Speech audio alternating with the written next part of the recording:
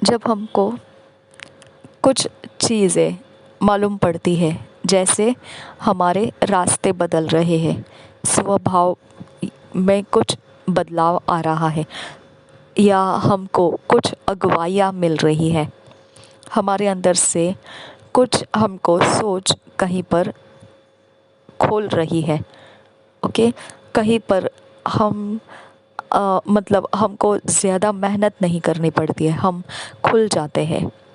Okay, तो कहाँ कौन सी एरिया ऑफ लाइफ में हम क्या करते हैं, क्यों करते हैं, कहाँ से ये शुरू होता है, किसने ये शुरू कराया, अगर हमको इसकी पहचान नहीं है, जिसको कहते हैं इंग्लिश में डिसर्नमेंट, अगर हमको इसकी पहचान नहीं है, तो हम जो भी उसके पीछे है, चाहे वो परमेश्वर का आत्मा हो सकता है, चाहे वो मनुष्य का जो इच्छा शक्ति है वो हो सकता है, या फिर शैतान का आत्मा हो सकता है, तीनों में से कोई भी एक हो सकता है।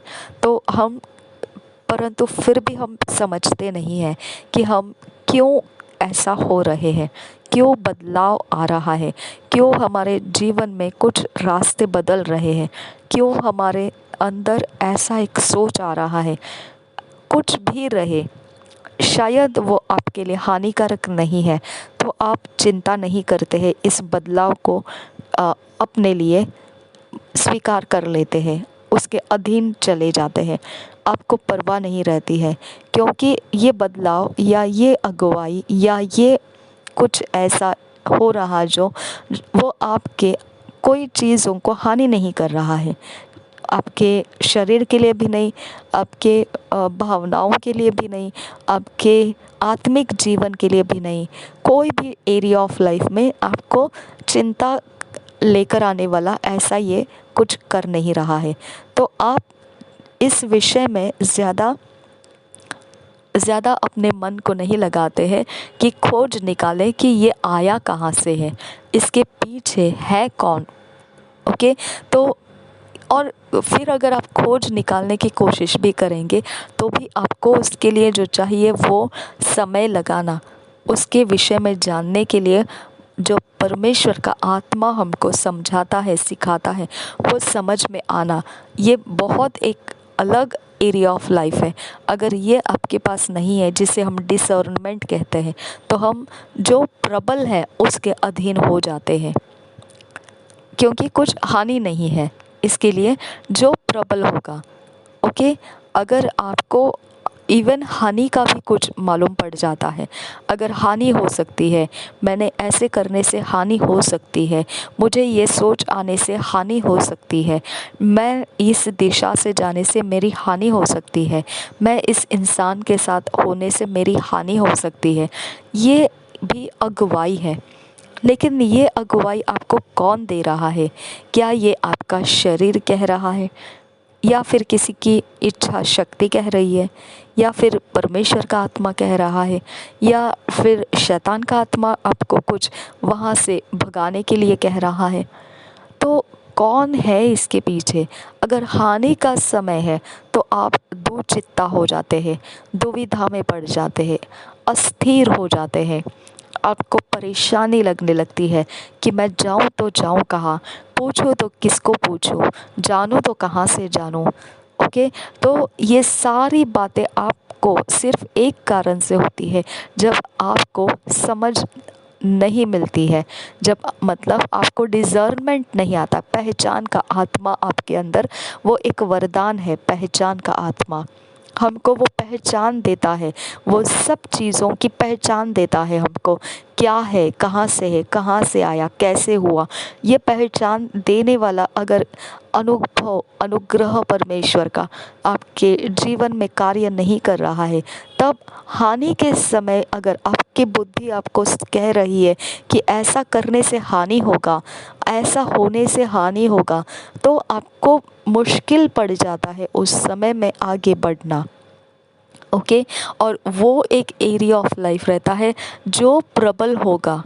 अगर मनुष्य की इच्छा शक्ति है, परवाह नहीं, शैतान का आत्मा है, कोई परवाह नहीं, आपका शरीर है, कोई परवाह नहीं, परमेश्वर का आत्मा है, कोई परवाह नहीं, कोई भी हो, लेकिन जो कोई इस अगुवाई के पीछे मौजूद है, अगर वो उनमें से जो प्रबल है, जो पावरफुल है आपके ऊपर, जो बहुत ज़्यादा आपके ऊपर नियंत्रण रखता है, ओके, जो ज़्यादा आपके ऊपर अपना दबाव रखता है, वो कामयाब होगा।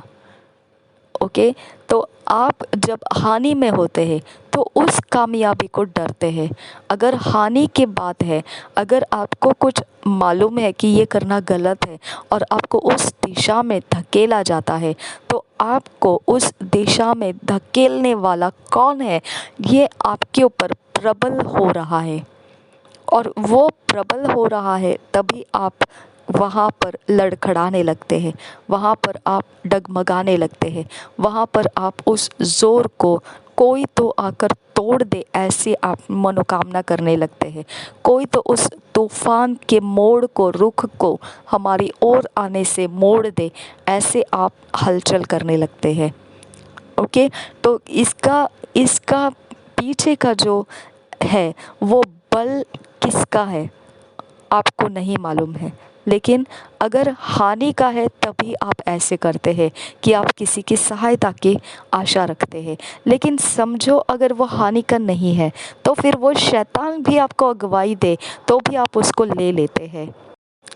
आपको उसकी चिंता नहीं लगती है कि ये क्यों मैंने करना है, ये क्यों मैंने सुनना है, ये क्यों मैंने मुड़ना है, ये क्यों मैंने आगे जाना है, ये क्यों मैंने नहीं करना है, ये क्यों मेरे साथ ऐसा होता है।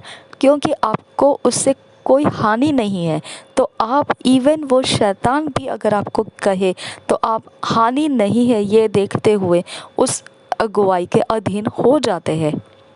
ओके, लेकिन सिर्फ जहाँ पर आपके अंदर वो दिख रहा है कि हानि है इसमें, तो फिर वो आप वहाँ पर बड़े ताकत लगाकर, बड़े ज़ोर लगाकर आप कोशिश करते हैं कि मुझे यहाँ पर तो कोई ना कोई बचाने के लिए आए।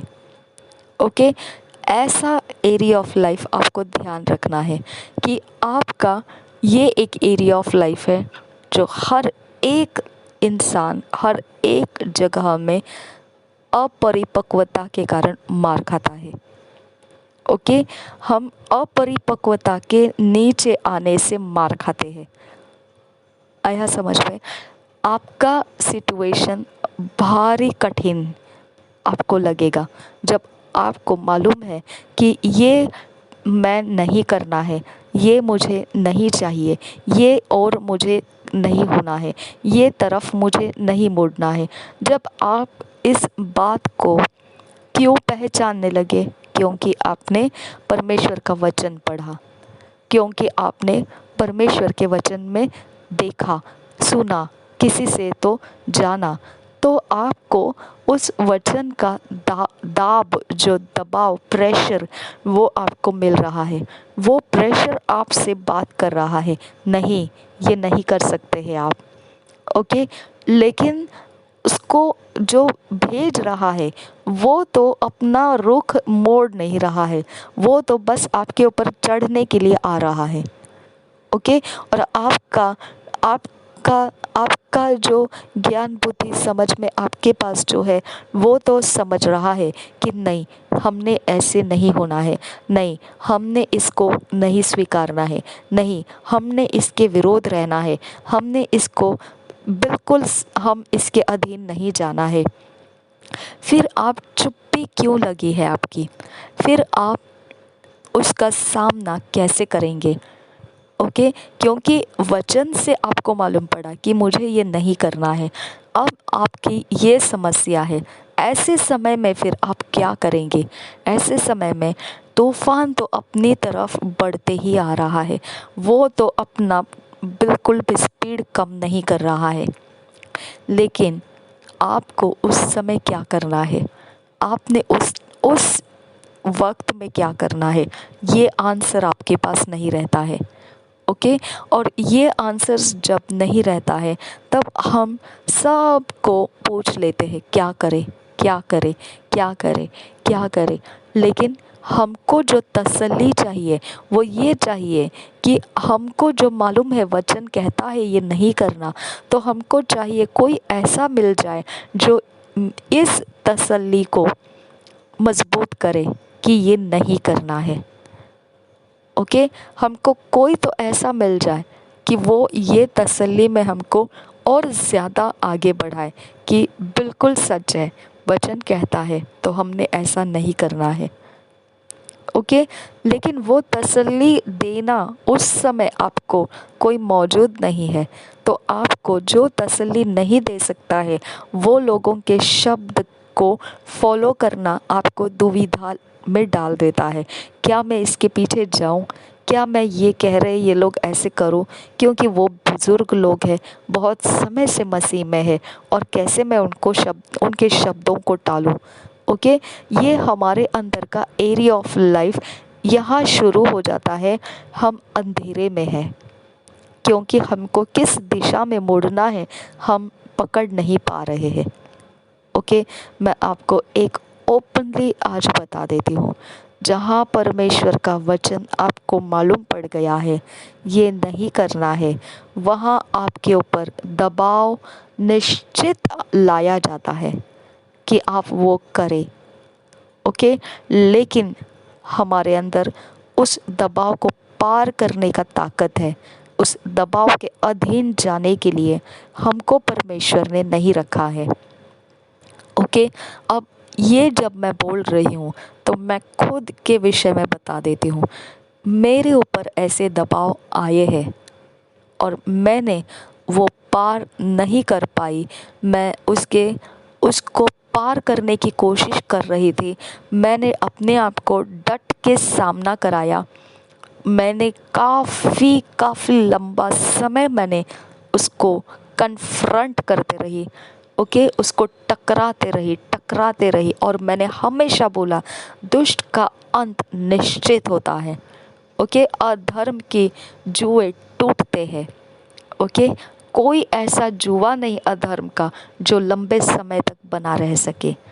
ठीक है, और हमेशा याद रखो, श्राप जब यीशु मसीह ने पेड़ को दिया था उसकी जड़ से सूखना वहीं पे हो चुका था, लेकिन उसका असर पतरस ने आकर दूसरे दिन देखा। क्यों? अगर पतरस वही रुका रहता तो आपको कुछ ही पल में वो पूरा असर देखने को मिल जाता था, लेकिन पतरस ये लोग निकल गए वहाँ से, दूसरे दिन वहाँ से चलते गए, तब उसको वो प्रूफ मिला कि जो यीशु ने कहा वो हो गया।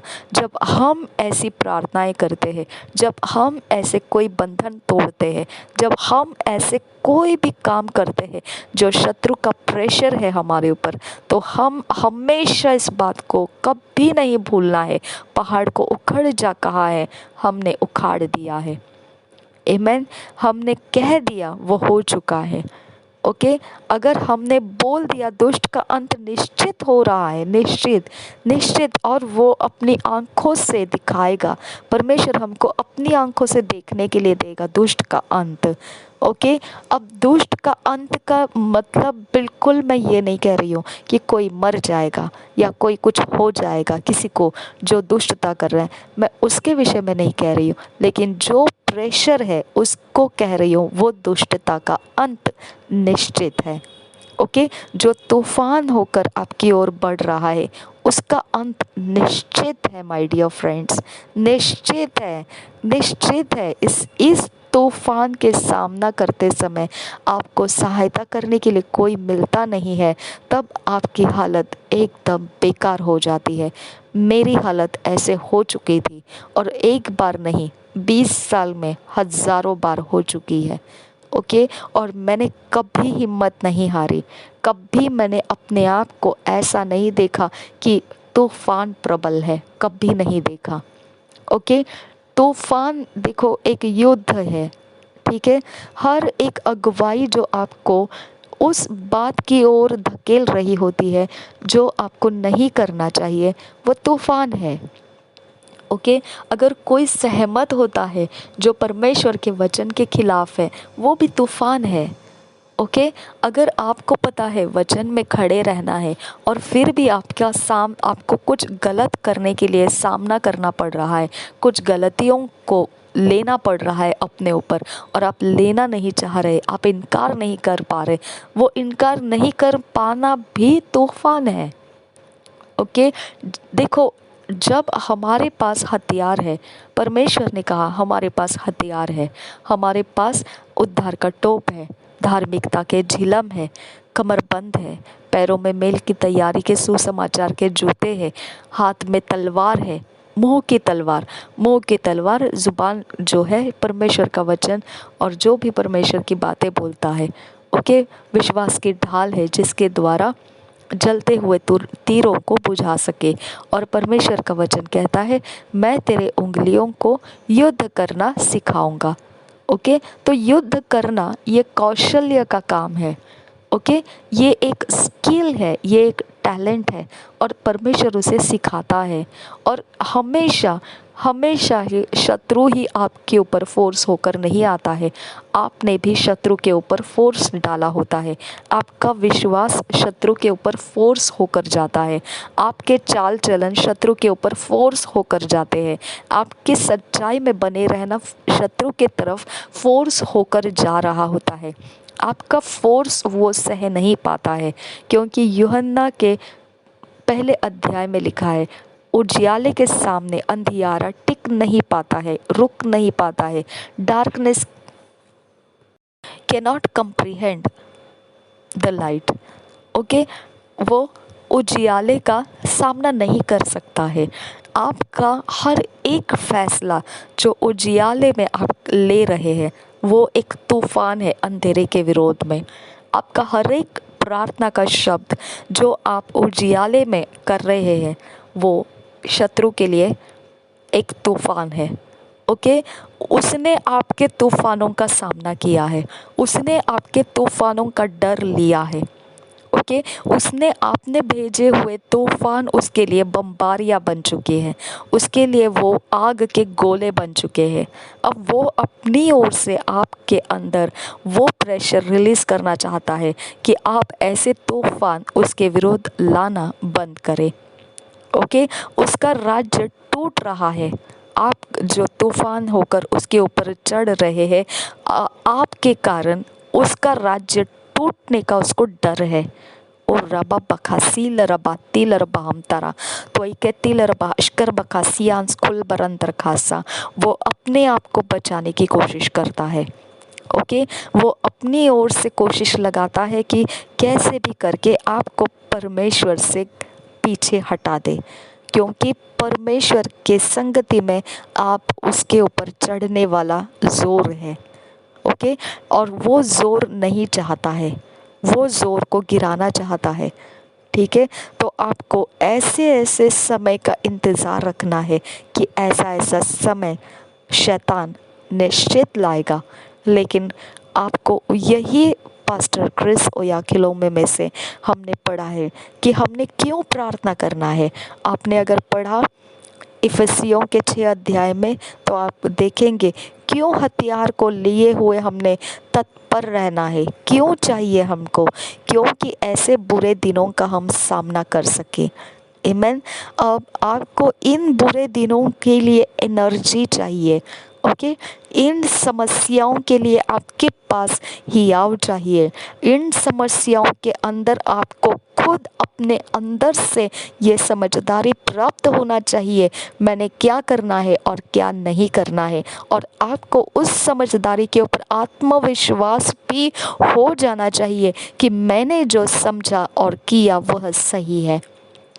ओके, और रपा खासी लरबहा हतियान तो खम्बरहा शर बेगतिल लर बेगदिग नमरा खासिया लरबहा रदे दे लरबहा कता लरबहा रदे ती लरबहा अश्किर बखसियान खुल बरंदरा हस्सा। जब मैंने शादी का फैसला किया था मैंने डर के मारे किया था। मैं हमेशा पापा के अधीन में रही हूँ, मैं भाई के अधीन रही हूँ। मुझ पर उनका प्यारा सा दबाव रहता था, जिसके कारण मेरे रास्ते भटकते नहीं थे। मुझ पर काफ़ी काफ़ी काफ़ी लोगों का दबाव रहा, जो मेरे रास्तों को, चरित्रों को सही रखने में कामयाब रही मैं। ओके, तो हर मुश्किल समय में मुझे दबाव के नीचे रहने से मैं सही फैसले कर लेती हूँ कि नहीं, ये नहीं करना चाहिए, नहीं तो ये पनिशमेंट होगा, नहीं ये नहीं करना चाहिए, नहीं तो यहाँ से मुझे ये पनिश हो जाएगा। हर एक जगह में मैंने लॉ को फॉलो किया, जो बड़ों का लॉ रहता है, जो बुज़ुर्गों का लॉ रहता है, जो हमारे घर के भाई या ऐसे जो हम पर दबाव रखना है, उन लोगों का जो कानून होता है, मम्मी पापा का कानून होता है, लीडर्स का कानून होता है। ओके, कोई भी कानून के नीचे, व्यवस्था के नीचे आप जब आते हैं तो आप सही फैसले कर पाते हैं। ओके, आपकी हानि नहीं होती है। ओके, ये एक परमेश्वर की ओर से इस सृष्टि को मिला हुआ रास्ता है। ठीक है, और शैतान क्या करता है? कानूनों को तोड़ता है। ओके, वह कानून के खिलाफ जाता है, कानून के ऊपर वह अपने ज़ोर लगाकर कानून को पूरी तरह से फिसला देता है और वो बिल्कुल बेइज्जत कर देता है, कानून बनाने वाले को भी बेइज्जत कर देता है। ओके, आपने देखा होगा कि कानून के विरोध कितनी सारी बातें होती है, दुनिया के अंदर होती है। ओके, और बेहिसाब होती है। ये है शैतान का एरिया, उसको कानून नहीं चाहिए। कानून से क्या हो जाता है? हमारे हमारे व्यवहार सही रह जाते हैं, हमारे अंदर का हर एक चाल, हर एक मुश्किलें आसान हो जाती है, हमारे चाल सीधाई में बने रहते हैं। ओके, और परमेश्वर की हम सृष्टि है। ओ रबा बका सील रबांतरा दैके तिल रबहा अश्किर बका तिल रबहा रदे तिल रबहा अहते तिल रबहा अहजेगेल रबहा रदे तिल रबहा अहजयाल रबहा अश्कर बका तिल रबहा रदे तिल रबहा अहति तीन नमहासा। उसने भी, परमेश्वर ने भी आदम को कानून दिया था, ये फल नहीं खाना, और जिस दिन तू खाएगा उस दिन निश्चित मर जाएगा। आपको ध्यान देना है, जब कानून, इतनी व्यवस्था इतनी हमारी सहायता के लिए है। ओके, उस व्यवस्था के अंदर इवन ये भी हो जाता है कि कभी कभी व्यवस्था को ढीला भी कर दिया जाता है। जैसे कोई प्रकार की व्यवस्था जो हम सोचते हैं ऐसा कि नशा करना इट्स ओके, व्यवस्था हो गया है अभी, okay it's okay, no problem. ठीक है, तो ये व्यवस्था से हमारे जो लाइफ है, जो नशा नहीं करते हैं, जिनको नशा नहीं चाहिए, जिनको नशे से कोई मतलब नहीं है, उनके ऊपर भी नशा का फ्रीडम हो चुका है। तो ये नशा, ये एक स्पिरिट है। तो अगर कानून ने एक्सेप्ट कर लिया कि नशा चल जाएगा, क्योंकि उससे भावनाएं सीधी रहती है, उससे मनुष्य के इमोशंस थोड़ा ठंडा रहता है। ओके, चिड़चिड़ापन नहीं रहता है, क्योंकि नशे में ब्रेन एकदम शांत हो जाता है, एकदम लूज हो जाता है, कुछ सोच नहीं पाता है। ओके, ब्रेन को थकावट आने से फ्रस्ट्रेशन आ जाती है, स्ट्रेस आ जाता है, बीमारियां आ जाती है, फैसले बिगड़ जाते हैं, लड़ाई झगड़े हो जाते हैं। ओके, ऐसे माहौल के अंदर के वाइल्ड स्पिरिट्स कामयाब हो जाते हैं फिर। ओके, जो बिना वजह से इस सृष्टि के अंदर तो घूम ही रहे हैं, किसको फाड़ खाए। याकूब की पत्री में लिखा है कि सिंह की मानिंद गरजता हुआ, दहाड़ता हुआ, ओके, शैतान ढूंढता हुआ फिर रहा है, किसको फाड़ खाए। ओके, तो ये वाइल्ड स्पिरिट्स है, ये इंतज़ार में रहती है, कौन कहाँ पर हंगामा करना है, कहाँ पर कोई तैयारी में है। ओके, अगर हमारा ब्रेन फ्रस्ट्रेटेड है, हमारा ब्रेन इरिटेटेड है, परेशान हो चुका है, थक चुका है, उसकी सहनशीलता ख़त्म हो रही है, हमारा ब्रेन बिल्कुल बिल्कुल एकदम ऐसा हो रहा है कि उसके अंदर कोई भी पॉजिटिव भाषाएं नहीं आ रही है, कोई पॉजिटिव भावनाएं उपज नहीं रही है। जो कुछ उपज रहा है वो गुस्सा, वो हर प्रकार की हड़बड़ी, हर प्रकार का डर, हर प्रकार के गड़बड़ियाँ, हर प्रकार का कन्फ्यूजन। ऐसा अगर हमारा ब्रेन काम करने लगता है तो इसका कारण क्या है? आप देखिए, अगर आपको प्लेट में खाना परोस कर दिया, 5 अलग-अलग अगर आपको कुछ भी व्यंजन दिए, कोई खाने की चीज़ें दी, तो आपको एक-एक करके आप ख़त्म करते जाते हैं। चाहे आप पूरे मिक्स करके ख़त्म करो, कोई प्रॉब्लम नहीं। लेकिन जब ख़त्म हो जाता है, प्लेट ख़त्म हो गई और उसके अंदर कुछ बाकी नहीं है, तो आप खा नहीं सकते हैं। ओके, तो ऐसे ही हमारे भावनाओं का है। अगर हमारे भावनाओं के अंदर हमने हमेशा ही जो यूज़ किया है, वो भावनाएं फिर हमारे अंदर मौजूद नहीं रहती है। अगर आपको दोबारा और ज़्यादा खाना है तो आपको परोस कर लेना पड़ेगा। वैसा ही हमारे भावनाओं का है।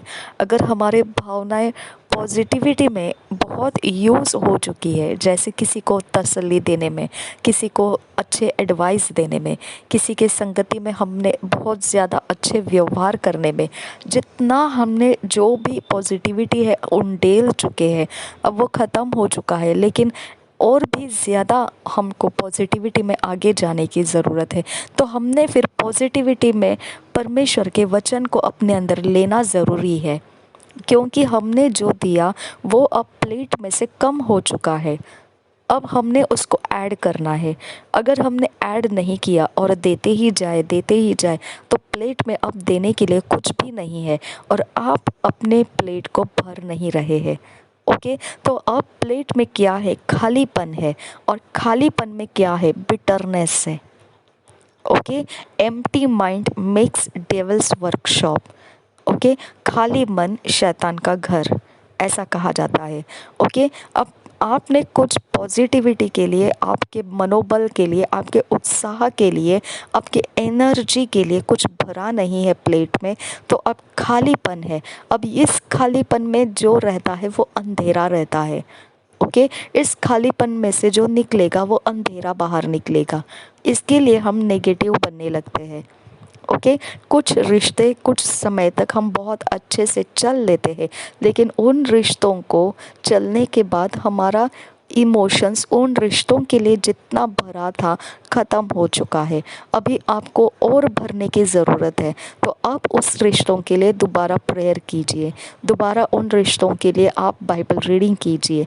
आप उन रिश्तों के लिए ऐसे नहीं, लेकिन अपने स्टॉक को परमेश्वर के वचनों के, भलाइयों के वचनों से भरने के लिए, surely goodness and mercy shall follow you all the days of your life.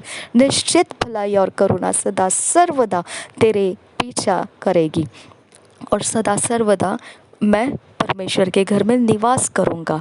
ये कैसा वचन है? क्योंकि निश्चित कहा गया है, निश्चित पीछे पीछे आएगी। कभी आएगी? उस स्रोत में से आएगी जो जीवित पानी का स्रोत कहा गया है। ओके, जो कभी नहीं सूखने वाला हमारे अंदर का झरना है, जीवित पानी का झरना है। उस स्रोत में से निश्चित हमारे अंदर से भलाई और करुणा निकलती रहेगी। ये हमारे अंदर से निकलते रहेगी। हमको ज़रूरी नहीं पड़ेगा कि हम अपने लिए कुछ करें, लेकिन हम ये आत्मा के ज़ोर में से प्राप्त करते जाएंगे। इसको कहते हैं अनुग्रह। ओके, ये अनुग्रह हम में आ चुका है। हमने सिर्फ हमारे सोल को इसके साथ कनेक्ट करना है। ओके, हमारा सोल इसके ओवरटेक में आ जाए। ओके, इसके अधीनगी में आ जाए, इस स्रोत के अधीन में आ जाए। हमारा सोल प्लेट है जो अगर खाली पड़ा रहे तो फिर उसका खालीपन में अंधेरा होता है। उस खालीपन में से भी कुछ निकलता है, वो है बिटरनेस का जड़, वो है कड़वाहट का जड़। ओके, तो हमारा सोल मुश्किल है, ठीक है, हमारा स्पिरिट नहीं। हमारा सोल मुश्किल है। हमारा सोल हमारी ज़ुबान को ओवरटेक करता है। हमारा सोल हमारे इमोशंस में से निकलता है। हमारा सोल खाली पड़ा हुआ है, वो हमारे सब व्यवहार में दिखने लगेगा। समझ में आया? हमारे सोल का ताकत हमको शैतान से नहीं बचाता है। हमारे सोल के अंदर के कोई भी खालीपन जो है वो हमें कोई भलाई नहीं करता है। इसके लिए हमको हमारा पूरा सोल कंप्लीटली परमेश्वर के अधीन चला जाए, इसके लिए हमारे सोल को प्रैक्टिस कराना पड़ता है। रोज़ बाइबल रीडिंग, रोज़ प्रेयर। उद्धार अगर नहीं लिया है तो भी हमारा सोल मुश्किल में है। अगर पानी में डुबकी लगाकर बपतिस्मा नहीं लिया है पिता पुत्र पवित्र आत्मा के नाम से, तो भी सोल मुश्किल में है माय फ्रेंड्स। ओके, उस सोल की आप परवाह कीजिए जो अपनी ज़िंदगी को चल रहा है। उस सोल का अंधेरा अगर हटना है, खालीपन अगर हटना है, सही दिशाएं अगर सोल को नहीं मिले, और अगर उस सोल में कोई डर, कोई दुविधा, कोई चिंता के विषय बैठे रहेंगे, तो मैं आपको बताती हूँ, आप कितने भी स्पिरिचुअल रहो, आप कितने महारथी रहो स्पिरिट में, परमेश्वर के राज्य में, फिर भी आपका सोल गड़बड़ी में डाल देगा आपको। ओके, आपका सोल ऐसा है, अगर आपने उसकी सच में मशागत नहीं की तो वो आपके लाइफ को जंगली जानवरों के समान बना देगा, और आप मसीह है। ओके, जीवित पानी का झरना निश्चित है आपके अंदर, भलाई करुणा निश्चित आपका पीछा करेगी, लेकिन सोल आपका अधीन नहीं है, तो आपका सोल आपके लिए बड़ी मुश्किलें है। ओके, हमारा सोल एक जंगली गधे के समान है जो किसी को भी कहीं पर भी कैसे भी लताड़ देता है। ओके, जिसको नियंत्रित करना बेहद ज़रूरी है। ओके, इसके लिए हमारे सोल का पूरा इंतज़ाम परमेश्वर के वचन में है। अगर हमारे सोल के अंदर का, अगर हमने भलाई और करुणा को पूरा कर दिया है, बहुत ज़्यादा हमने बहुत कुछ परमेश्वर के भले काम किए हैं, आप देखना उसके बाद आपको करने का मन नहीं रहेगा, आप एकदम तृप्त रहेंगे, बस मेरा सब कुछ हो गया। I am sorry my friend. Okay, हमको निरंतर के लिए भलाई और करुणा पीछा करेगी, ये कहा गया है। ओके, तो हमारे अंदर से ये स्रोत हमेशा चल रहा है, लेकिन हमारा सोल निरंतर नहीं रहता है, उसमें तृप्त हो जाता है, शांत हो जाता है, अब नहीं चाहिए ऐसा लगता है। ओके, नहीं, आपके लिए नहीं है वो, हमारा सोल परमेश्वर ने लोगों के लिए रखा है, ताकि हम परमेश्वर की सेवा लोगों को दे सके। ओके, हमारा सोल कभी भी तृप्त नहीं होना है। हमारा सोल ये नहीं कहना है मैंने बहुत सारे आत्मा बचा लिए, मैंने बहुत सारा परमेश्वर का काम कर लिया, अब मैंने बहुत अच्छा किया, बहुत अच्छा लगा मुझे। आपको अच्छा लगने के लिए नहीं है ये। ओके, निरंतर कहा है, निरंतर का स्रोत आपका प्राण बनना चाहिए। ओके, जब निरंतर का स्रोत आपका प्राण नहीं बनता है, उस समय हमारा सोल, हमारा प्राण ये जगह में अंधेरे में आ जाता है। ये जगह में वो स्पिरिट्स जो फाड़ खाने के लिए ऑलरेडी मौजूद है, ओके, इस पृथ्वी के ऊपर, वो इस बात को देखते हैं कि आप वचन से नहीं भरे हैं, आपका इमोशंस वाइब्रेशन ला रहा है। ओके, फ्रीक्वेंसी से वो पता कर लेते हैं, भाप लेते हैं कि इसके अंदर का कुछ हिस्से खाली पड़े हुए हैं, और फिर वो खूंखार सिंह की नाई गरजते हुए आपके लाइफ को फाड़ फाड़ कर पूरी तरह से आपका वाट लगा देते हैं। ओके, क्योंकि आप खाली पड़े हुए बर्तन थे। ठीक है, तो आपका हर सवाल का जवाब, आपके प्राण को आप किस प्रकार से परमेश्वर के साथ कनेक्ट करते हैं। ओके, आपका परमेश्वर आपके आत्मा में मौजूद है।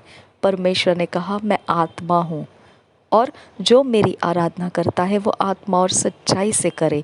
तो हमारे सोल को सच्चाई चाहिए माय फ्रेंड। ओके, और परमेश्वर ने कहा कि उसका आत्मा हमारे आत्मा में आ चुका है, एक हो चुका है। अब हमारा आत्मा जो है वो परमेश्वर के आत्मा से भर चुका है। ओके, इसका मतलब हमारा आत्मा तो मजबूत है, लेकिन शरीर प्राण के कारण निर्बल है।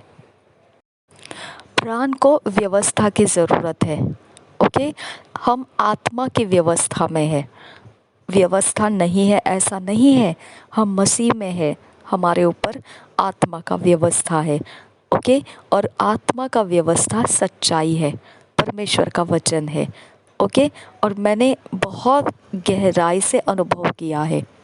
ठीक है, आत्मा का व्यवस्था से किसी का नुकसान तो नहीं होता है, लेकिन जिसके ऊपर ये आत्मा का व्यवस्था हम यूज़ करते हैं वो समझ नहीं पाता है। ओके, उसके अंदर वो समझदारी नहीं होती एक्सेप्ट करने का। लेकिन हम आत्मा के व्यवस्था में सबके लिए भलाई के लिए ही मौजूद है, हम किसी का भी नुकसान नहीं कर रहे होते जब हम आत्मा के व्यवस्था में से आगे जा रहे हैं। ओके, तो इसके कारण लोगों के तरफ हमारा ध्यान नहीं लगाना है कि कौन हमको क्या कहे, कौन हमें कैसा सलाह दे, कौन हमको कैसे प्रकार के मार्गदर्शन करे, वो मत ढूंढिए। आपके अंदर बैठा है वो परमेश्वर का आत्मा, आपके लिए निश्चित भलाई और करुणा का वायदा लिए हुए बैठा है। ओके, और कभी आपको गिरने नहीं देगा माय फ्रेंड, कभी नहीं। ओके, देखिए मैं आपको बताती हूँ, जहाँ पर युद्ध होता है कहीं पर ऐसा नहीं लिखा है माय फ्रेंड, कहीं पर ऐसा नहीं लिखा है कि आपको चोट नहीं लगती है। और रबा बखसिया लरबा रते तेल रबाश कर बकसिया अंदुरा, कोई नहीं लिखा है ऐसा कि युद्ध में आपको कोई चोट नहीं लगी, आपको कोई डर नहीं लगा। ओके, आपको कभी ऐसा नहीं लगा कि शत्रु का जोर ज़्यादा है। ओके, कहीं मेरे साथी मुझे सहायता करने के लिए आए तो अच्छा हो, नहीं तो ये शत्रु तो मुझे मार डालेगा या मेरी तो हानि कर जाएगा ये। ओके, कहीं पर नहीं लिखा है कि युद्ध में ऐसी बातें किसी को नहीं आई हो। ओके, युद्ध वही होता है जीतने के लिए। ओके, शत्रु अपनी ओर से जीतने चाहते हैं और हम अपनी ओर से जीते हुए हैं, सिर्फ हम युद्ध कौशल्य को सीखना है। हम जीत चुके हुए हैं। परमेश्वर का वचन कहता है कि हमारे पास जो हथियार है वो बहुत सामर्थी है। ओके, शरीर और लहू से ज़्यादा, मांस और लहू से ज़्यादा सामर्थी है। ओके, शत्रु के हथियार किस जगह में चलते हैं? हमारे सोल के ऊपर चलते हैं। हमारा सोल, मुझे फ़र्क करके बताना नहीं आता है, लेकिन परमेश्वर का वचन कहता है लहू में प्राण है। ओके, लैव्य व्यवस्था में लिखा है, हम इसके बारे में बाद में बातें करेंगे। लहू में प्राण है, इसीलिए लहू के साथ मांस को नहीं खाना। ओके, और लहू के बदले में लहू लिया जाता है। ओके, तो लहू में प्रभु यीशु मसीह का लहू सबसे उत्तम बातें करता है। आबेल का लहू परमेश्वर से बातें किया, उससे ज़्यादा अच्छी बातें प्रभु यीशु मसीह का लहू करता है। यानी लहू का ये देखिए पर्सनालिटी है। ओके, वो बात कर सकता है। आबेल का लहू चीखा, परमेश्वर ने कहा काइन से तूने अपने भाई को क्या किया, कहाँ है तेरा भाई? तो उसने कहा मैं क्या मेरे भाई का रखवाला हूँ? ओके, तो फिर परमेश्वर ने कहा देख तेरे भाई का लहू भूमि पर गिर पड़ा हुआ पुकार रहा है। ओके, लहू बोलता है, लहू भावनाओं के साथ बात करता है। इसके लिए यीशु मसीह के बारे में लिखा है कि प्रभु यीशु मसीह का लहू उत्तम बातें करता है। और आबेल का लहू के विषय में लिखा है आबेल का लहू पुकार रहा है, दुहाई दे रहा है। और रबा खसील रबहंतरा, तो लहू पर्सनालिटी है माय फ्रेंड। ओके, लहू को ही ये शैतान फाइट कर रहा है। ठीक है, आत्मा के साथ वो फाइट नहीं कर सकता है। ओके, कभी आत्मा से नहीं लड़ सकता है, वो आत्मा को जीत नहीं सकता है वो। ओके, क्योंकि परमेश्वर का आत्मा हमारे आत्मा में आ चुका है, हम पर सील लग चुका है। ठीक है, हमने हमारे आत्मा में जिसको लिया है उसकी पहचान हमारे प्राण को करके देना पड़ता है। ओके, हमेशा ऐसा नहीं होता है कि हम 24 घंटे पवित्र आत्मा के कारण हमारे प्राण को समझ पाए कि हम में पवित्र आत्मा है। ओके, 24 घंटे नहीं होता है। हमारे प्राण को जब पवित्र आत्मा टच करता है, छूता है, कनेक्शन में आता है, तभी हमारा सोल, हमारे प्राण में जो पर्सनालिटी है वो ईश्वरीय गुणों से भर जाती है, पॉजिटिविटी में भर जाती है। ओके, तभी वो अच्छे रूप रंग निखर कर उजियाले से बन जाती है। ओके, तभी उसके अंदर का सब कुछ बदल जाता है, आनंदित हो जाता है, हर्षित हो जाता है, नाचने लगता है, झूमने लगता है, ऊंची आवाज़ में परमेश्वर को बड़े आनंद के साथ वो आराधना करने लगता है, प्रशंसाएं देने लगता है। ओके, उसी प्राण में से फिर नबूवत भी होती है। ओके, उसी प्राण के आधार में फिर चंगाइयाँ भी आती है, टूटे मन बन जाते हैं, बिगड़े काम बन जाते हैं। ओके, हर जगह में सुधार आने लगता है। ठीक है, ये क्या हुआ? ये चमत्कार हुआ। समझ में आया? ऐसा चमत्कार जो कैसा, कहाँ से हवा आई और किधर को जाए बोल नहीं सकता है, वैसा ही आत्मा के जन्मे हुए हैं। ओके, आत्मा के जन्मे हुओं में कभी उनके प्राण को पवित्र आत्मा क्या करके निकल जाएगा हम बोल नहीं सकते हैं। ओके, क्या करवाएगा उनके प्राण से हम बोल नहीं सकते हैं। समझ में आया? लेकिन वो जो भी करवाएगा वो क्या करवाएगा? दुष्टता नहीं, बुराइयां नहीं। ओके, कोई भी जगह में अधर्म नहीं करवाएगा, अनीति अन्याय नहीं करवाता है। वो धर्म का परमेश्वर है। भलाई और करुणा सदा सर्वदा आपके पीछे पीछे लेकर आएगा। वो आपके प्राण में से वो बहाएगा। ओके, आपका प्राण बहुमूल्य समझिए। ओके, आपके प्राण को आप मानिए, सोचिए उसके विषय में। ओके, उसको ज़रूरत है परमेश्वर की। ठीक है, उसको मशागत की ज़रूरत है, उसकी सहायता करने के लिए कोई चाहिए। देखिए, जब आप परिस्थिति बिगड़ जाते हैं, कितने व्याकुल हो जाते हैं, कौन मुझे संभालेगा, कौन मुझे सहारा देगा? ये आपका प्राण है जो इस अवस्था में बोलता है। ओके, लहू से ही आबेल ने पुकारा था परमेश्वर को, है ना? तो वही हमारा प्राण इस तरह से बातें करता है, कौन मुझे सहायता करेगा, कौन मेरी दुहाई को सुनेगा, कौन मुझे इस अवस्था से छुड़ाएगा? हमारा प्राण को ही परमेश्वर की ज़रूरत है।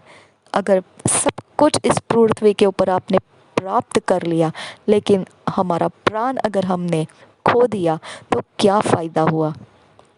ओके, हमारा प्राण मृत्यु से डरता है, हमारा प्राण नरक की आग में जाना नहीं चाहिए, हमारा प्राण दुष्टता के व्यवहार में फंसना नहीं चाहिए, हमारा प्राण परमेश्वर के न्याय के अधीन नहीं होना है, हमारा प्राण परमेश्वर से प्रेम और दया को प्राप्त करना है, क्षमा को प्राप्त करना है।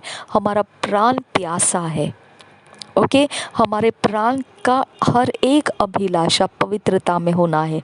हमारा प्राण परमेश्वर के अगुवाई में बने रहना है। ओके, हमारा प्राण अगर हम विरोध करें तो फिर हम कहाँ जाएं? और समझ में आया? हमारे प्राण का विरोधी अगर हम खुद बन जाए, प्राण खुद का विरोधी बन जाए, तो वो शेख चिल्ली के समान बन जाएगा।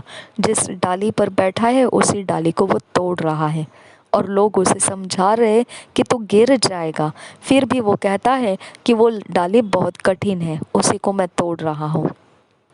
ओके, तो वो तोड़ा, ठीक है, तू तोड़ना चाहता है लेकिन ढंग से तो तोड़, जिस पे तू बैठा है तू खुद गिरेगा ना पहले उस पे से। ओके, तो हम अपने प्राण के साथ ऐसा व्यवहार करते हैं, हम खुद अपने प्राण के द्रोही बन जाते हैं।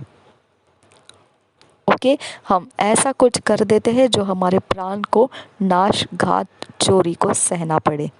हम अपने प्राण को ऐसे ऐसे चला लेते हैं कि हमारा प्राण खूंखार शेर जो सिंह है, दहाड़ रहा है, उसके चंगुल में आ जाए, ऐसे फाड़ खाने के लिए ऐसी अवस्था में लेकर जाके बैठ जाते हैं। ओके, हमारा प्राण व्याकुल है।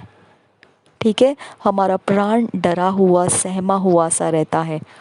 ठीक है, हमारे प्राण की महाभयानक ज़रूरत जो है परमेश्वर का आत्मा है। ठीक है। हमारे प्राण की महाभयानक भूख और प्यास जो है वो परमेश्वर के भलाई और करुणा की प्यास है, ठीक है। अगर हमारा प्राण इसके अंदर अपनी सुरक्षा नहीं प्राप्त किया तो हमारा प्राण हर तूफान, हर आंधी, हर प्रकार के सामना करने के वक्त में हमेशा हमेशा, मैं आपको कह रही हूँ, बुरी अवस्थाओं से गुजरेगा। ओके, आप ध्यान रखिए इस बात का। जब तक आप अज्ञान है, आपको परमेश्वर का स्वर्गदूत पवित्र आत्मा हमेशा आपकी सहायता करेगा। लेकिन कोई भी मम्मी पापा अपने बच्चों को बच्चे बने रहने के लिए नहीं रखता है। अगर वो बच्चे बने रहे तो उनको आनंद नहीं आता है। यीशु ने भी कहा चेलों से, कब तक मैं तुम्हारे साथ रहूँगा? कब तक तुम लोग मुझ पर डिपेंड रहेंगे ये दुष्ट आत्माओं को निकालने के लिए?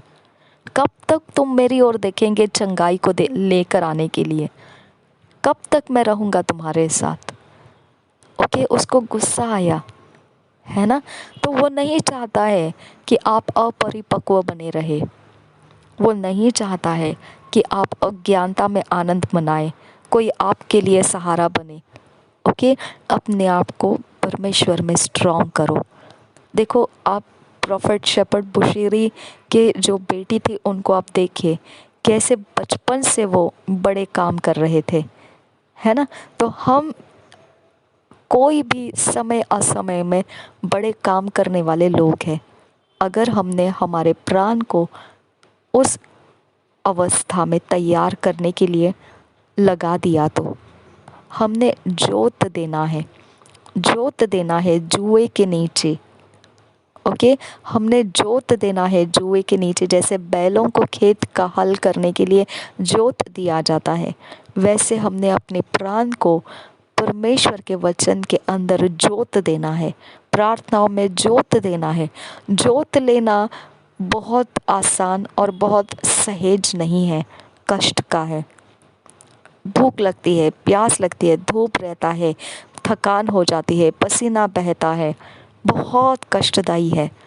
लेकिन फसल आएगी वही मेहनत में से, ज़मीन अच्छी बनेगी, जिस पर बीज पड़े तो 100% फल की आशा रख सकते हैं। समझ में आया? तो हमने आज इस समय परिपक्वता का ध्यान लेना है, ठीक है। बचपना मैं किसी को भी होने नहीं देती हूँ। एक समय तक बच्चों का सा व्यवहार ठीक है, बाद में आप बच्चे नहीं हैं, आप फैसला करने वाले बुजुर्ग हैं। अपने प्राण की रखवाली कीजिए, ओके। और सारे जीवन के स्रोत उसमें बैठे हुए हैं, वो आप ध्यान दीजिए। और अगर उसे खाली पड़ा रखेंगे तो आप नेगेटिविटी में भर जाएंगे, ओके, अंधेरे में भर जाएंगे। और अगर आपके इर्द गिर्द में पहले ही फाड़ खाने वाले दुष्ट आत्मा है तो वो ऐसे खालीपन को ही देखते हैं, भाप लेते हैं, और फिर आपको समझ में नहीं आता है ये बीमारी कहाँ से आई, ये गरीबी कहाँ से आई, ये नुकसान कहाँ से आया, ये मुझे क्यों ऐसा हो गया, ये मेरा कैसा चेंज हो गया, ये मैं कैसे हो गई। क्यों? क्योंकि आपने खाली पड़ा हुआ बर्तन रखा। ओके, तो परमेश्वर के अधीन होने के लिए हमारा प्राण हमने हमेशा व्यवस्था के अधीन डाल देना है, जो आत्मा की व्यवस्था है। अब जब हम इस व्यवस्था के नीचे आते हैं तो मैंने जो व्यवस्था के नीचे थी, मेरे घर के बुज़ुर्गों के व्यवस्था के नीचे जब थी, तो मैं अपने इस व्यवस्था में अपने आप को सुरक्षित महसूस किया। जैसे मुझे छोटे बच्चे की तरह ऐसे पकड़ के रखा है, ओके, दबाव में मुझे अच्छा लगता था। आपने देखा होगा छोटे बच्चे को जब जन्म लेता है तो बहुत कस के उसे कपड़े में बांध लिया जाता है ताकि उसको महसूस हो कि वह उसी जगह में है जहाँ से वो बन रहा था, ठीक है। तो उसको उसकी आदत है, इसके लिए उसको वो महसूस होता है कि मैं सुरक्षित हूँ। ओके, अगर उसको खाली छोड़ दे तो वो मर जाएगा, क्योंकि उस असुरक्षितता का उसका जो ध्यान होगा वो उसे मार डालेगा। ओके, तो वो ध्यान हमारा जो है वो मुझे डरा दिया। मेरे पापा नहीं है, मेरे भाई चला गया, पापा चले गए, कोई मेरे ऊपर अधिकार करने के लिए नहीं है। मैं ढूंढ रही थी मेरे कज़िन ब्रदर्स जो है वो मुझ पर अधिकार करें। मैं ढूंढ रही थी मेरे सारे सब कुछ जो है वो मैं ऐसे मेरे भाइयों के जो कज़िन हैं उनके हाथों में दे दूँ, ताकि वो इन सब बातों में संभाल ले मेरी अवस्था को। ओके, मैं इतनी इतनी असुरक्षित महसूस कर रही थी उस समय। ठीक है, मैं बयान नहीं कर सकती हूँ। ऐसा मेरे ऊपर से जैसा मेरे सारे घर के सारे दीवारें गिर गई और ऊपर छत भी निकल गया, इस प्रकार से मुझे महसूस होने लगा था। ठीक है, तो ये एक एरिया ऑफ लाइफ था जहाँ पर मैंने परमेश्वर से बोला था, लॉर्ड मैं ये समय इस तरह से आगे नहीं जाना चाहती हूँ, मुझे इंसान के रूप में कोई दे। ओके, तो इंसान के रूप में परमेश्वर ने कहा तू शाऊल की तरह है। ओके, शमूएल को इस्राएलियों ने मांगा कि हम पर बादशाह दे। ओके, और मैंने उनको मना किया है, शमूएल भी उसके विषय में दुख कर रहा है, लेकिन मैंने शमूएल को बोला ठीक है, ये प्रजा ऐसी ही टेढ़ी है, हठीली है।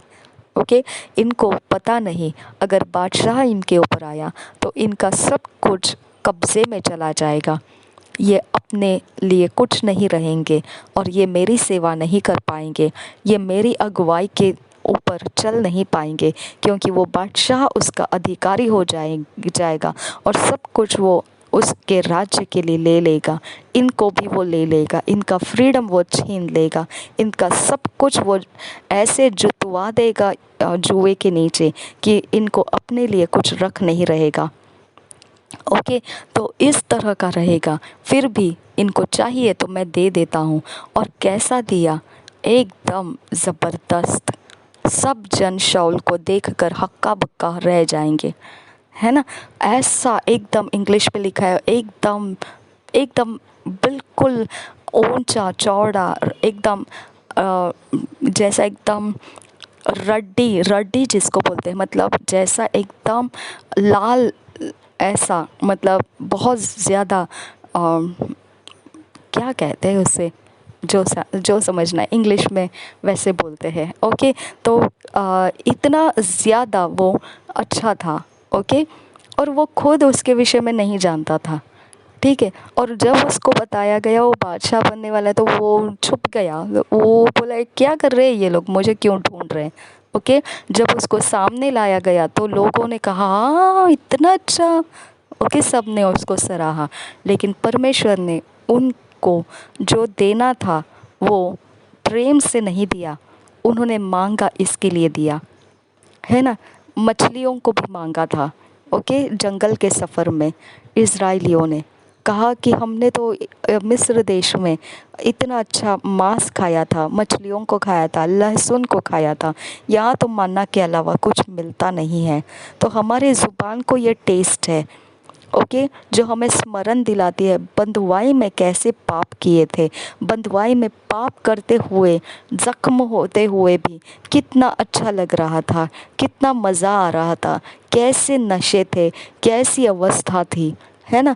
और वो हमको यहाँ तो कुछ मिलता ही नहीं है, कोई सेलिब्रेशन नहीं है, सब रूखा पड़ा है, सब कुछ बोरिंग है, कुछ भी मज़ेदार नहीं है, ना कुछ अच्छा पहनना, ना कुछ अच्छा खाना, ना कुछ अच्छा घूमना फिरना, ना कोई टीवी, ना कोई पिक्चर, ना कोई जगह में दोस्त, ना सहेलियाँ, ना कोई पार्टीज़, ना सेलिब्रेशंस। कैसा बुरा बर्ताव है ये हमारे साथ, कहाँ पे लाके फंसा दिया है हमको, है ना।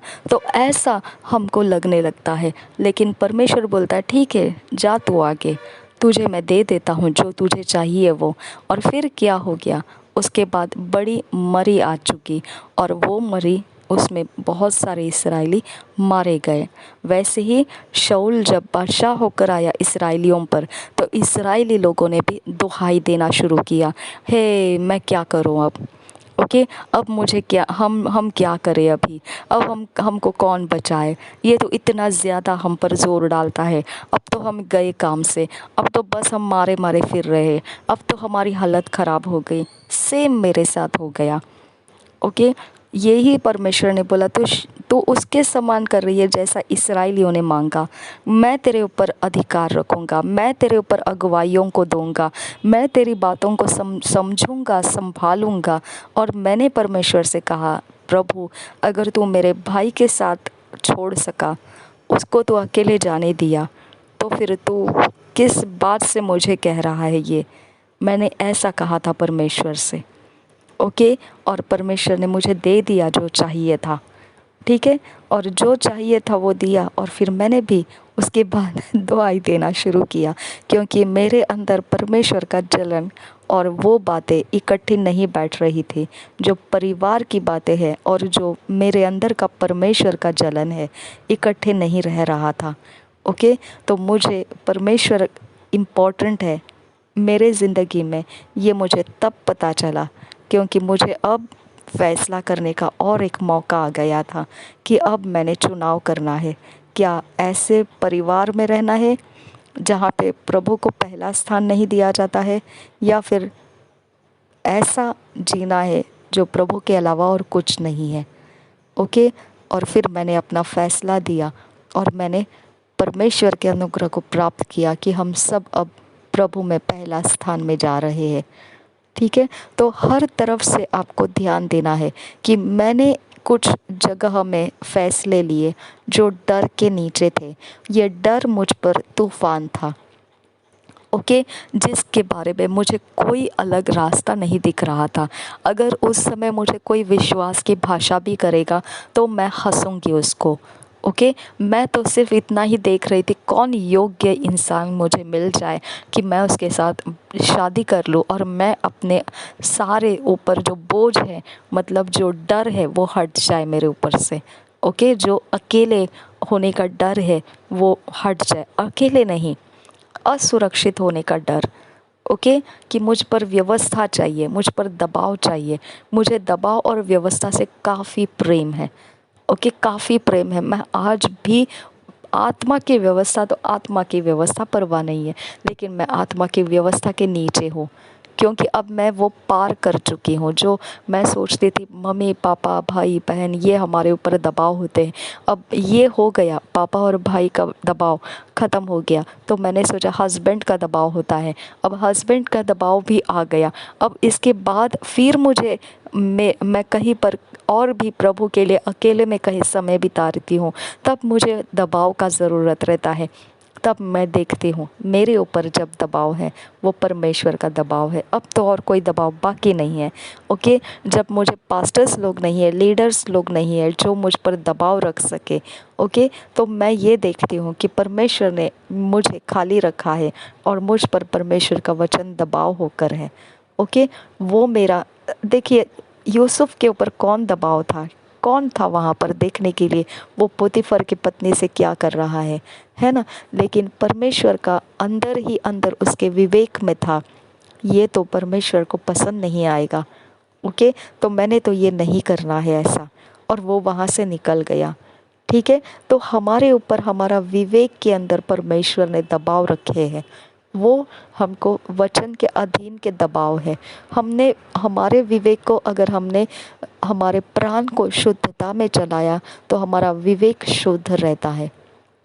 ओके, हमारे प्राण को अगर हमने शुद्धता में नहीं चलाया, बरबस कैसे भी चला लिया, तो फिर हमारा विवेक दब जाता है, वो सही बातों को नहीं बोलता है, दब जाता है। ओके, वो पाप को आसानी से होने देता है, वो मना नहीं करता है, क्योंकि हमारा विवेक हमने दबा दिया। ठीक है, तो व्यवस्था में हम अपने प्राण को शुद्धता के रास्ते अगर चलाते हैं तो हमारा विवेक के अंदर आत्मा का व्यवस्था है, अब वो हमको संभालता है। ओके, तो ये बात हमने बहुत भारी तरह से समझना है। अगर हमको व्यवस्था परमेश्वर ने आत्मा में आने के बाद भी, यानी नया जन्म पाने के बाद भी हटाई नहीं है माय फ्रेंड्स। कौन कहता है व्यवस्था का ज़ोर हम पर नहीं है? मूर्खता है ये। ओके, अगर व्यवस्था का ज़ोर नहीं चाहिए होता तो ये क्यों कहा गया होता कि आत्मा की व्यवस्था के अधीन रहो? क्यों कहा गया होता है ना?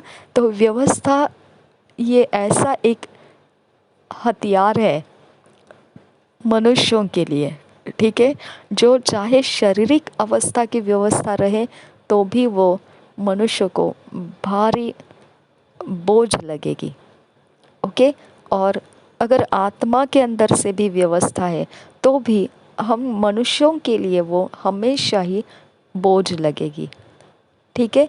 लेकिन व्यवस्था ही है जो हमको सीधाई का रास्ता देता है, ठीक है। व्यवस्था ही है जो हमको आड़े टेढ़े जाने नहीं देता है। ओके, बिना व्यवस्था के हम कहीं के नहीं है।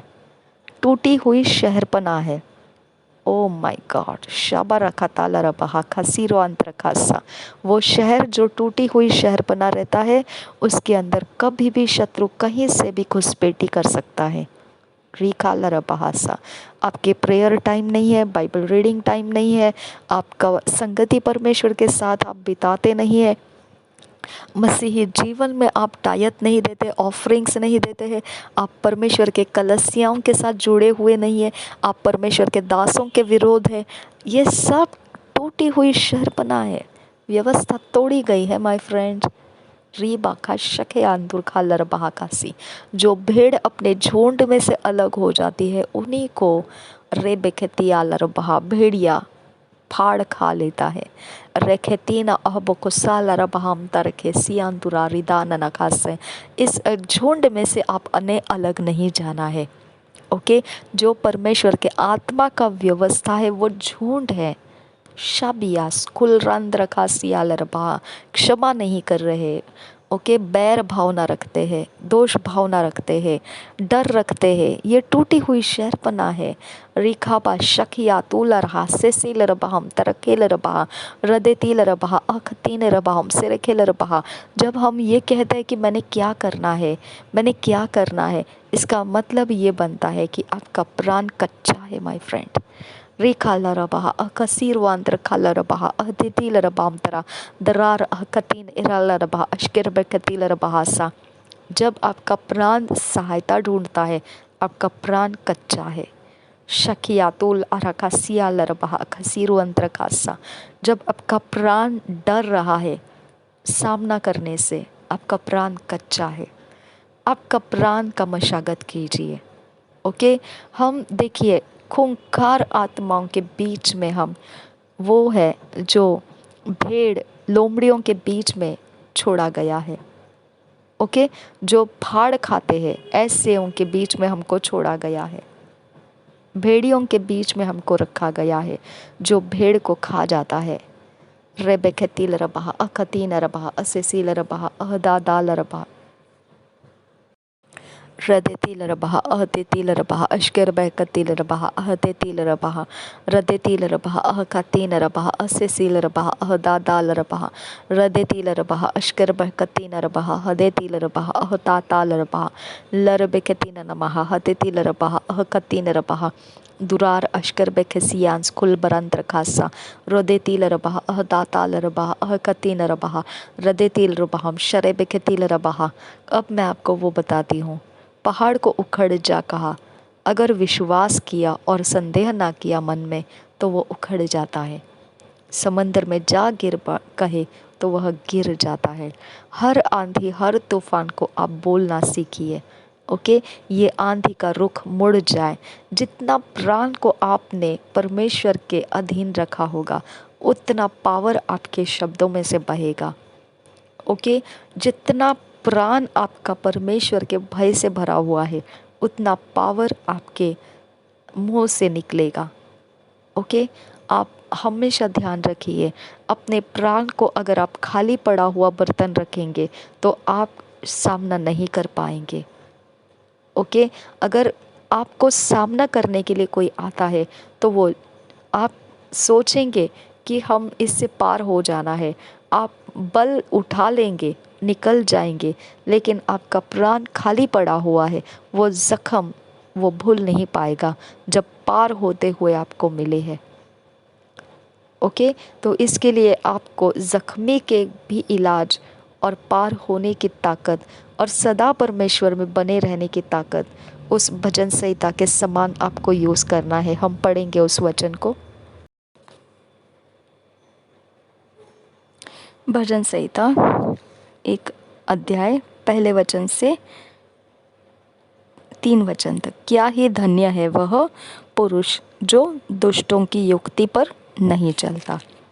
ओके, तो हमारे प्राण के लिए ये सब वचन। और न पापियों के मार्ग में खड़ा होता और न ठट्ठा करने वालों की मंडली में बैठता है, परंतु वह तो यहोवा की व्यवस्था से प्रसन्न रहता और उसकी व्यवस्था पर रात दिन ध्यान करता रहता है। वह उस वृक्ष के समान है जो बहती नालियों के किनारे लगाया गया है। ये प्राण के लिए है। ओके, हमेशा ध्यान रखो, इस तरह से प्राण की मशागत होती है कि हमने दुष्टों की युक्ति पर हमारे प्राण को छोड़ना नहीं है। ओके, पापियों के मार्ग में हमारा प्राण खड़ा नहीं रहना है। ओके, ठट्ठा करने वालों की मंडली में हमारा प्राण बैठना नहीं चाहिए।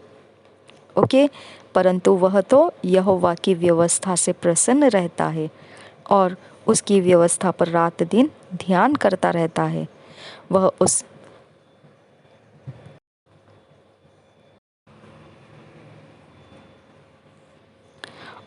वृक्ष के दूसरा वचन और एक बार पढ़ेंगे। परंतु वह तो यहोवा की व्यवस्था से प्रसन्न रहता और उसकी व्यवस्था पर रात दिन ध्यान करता रहता है।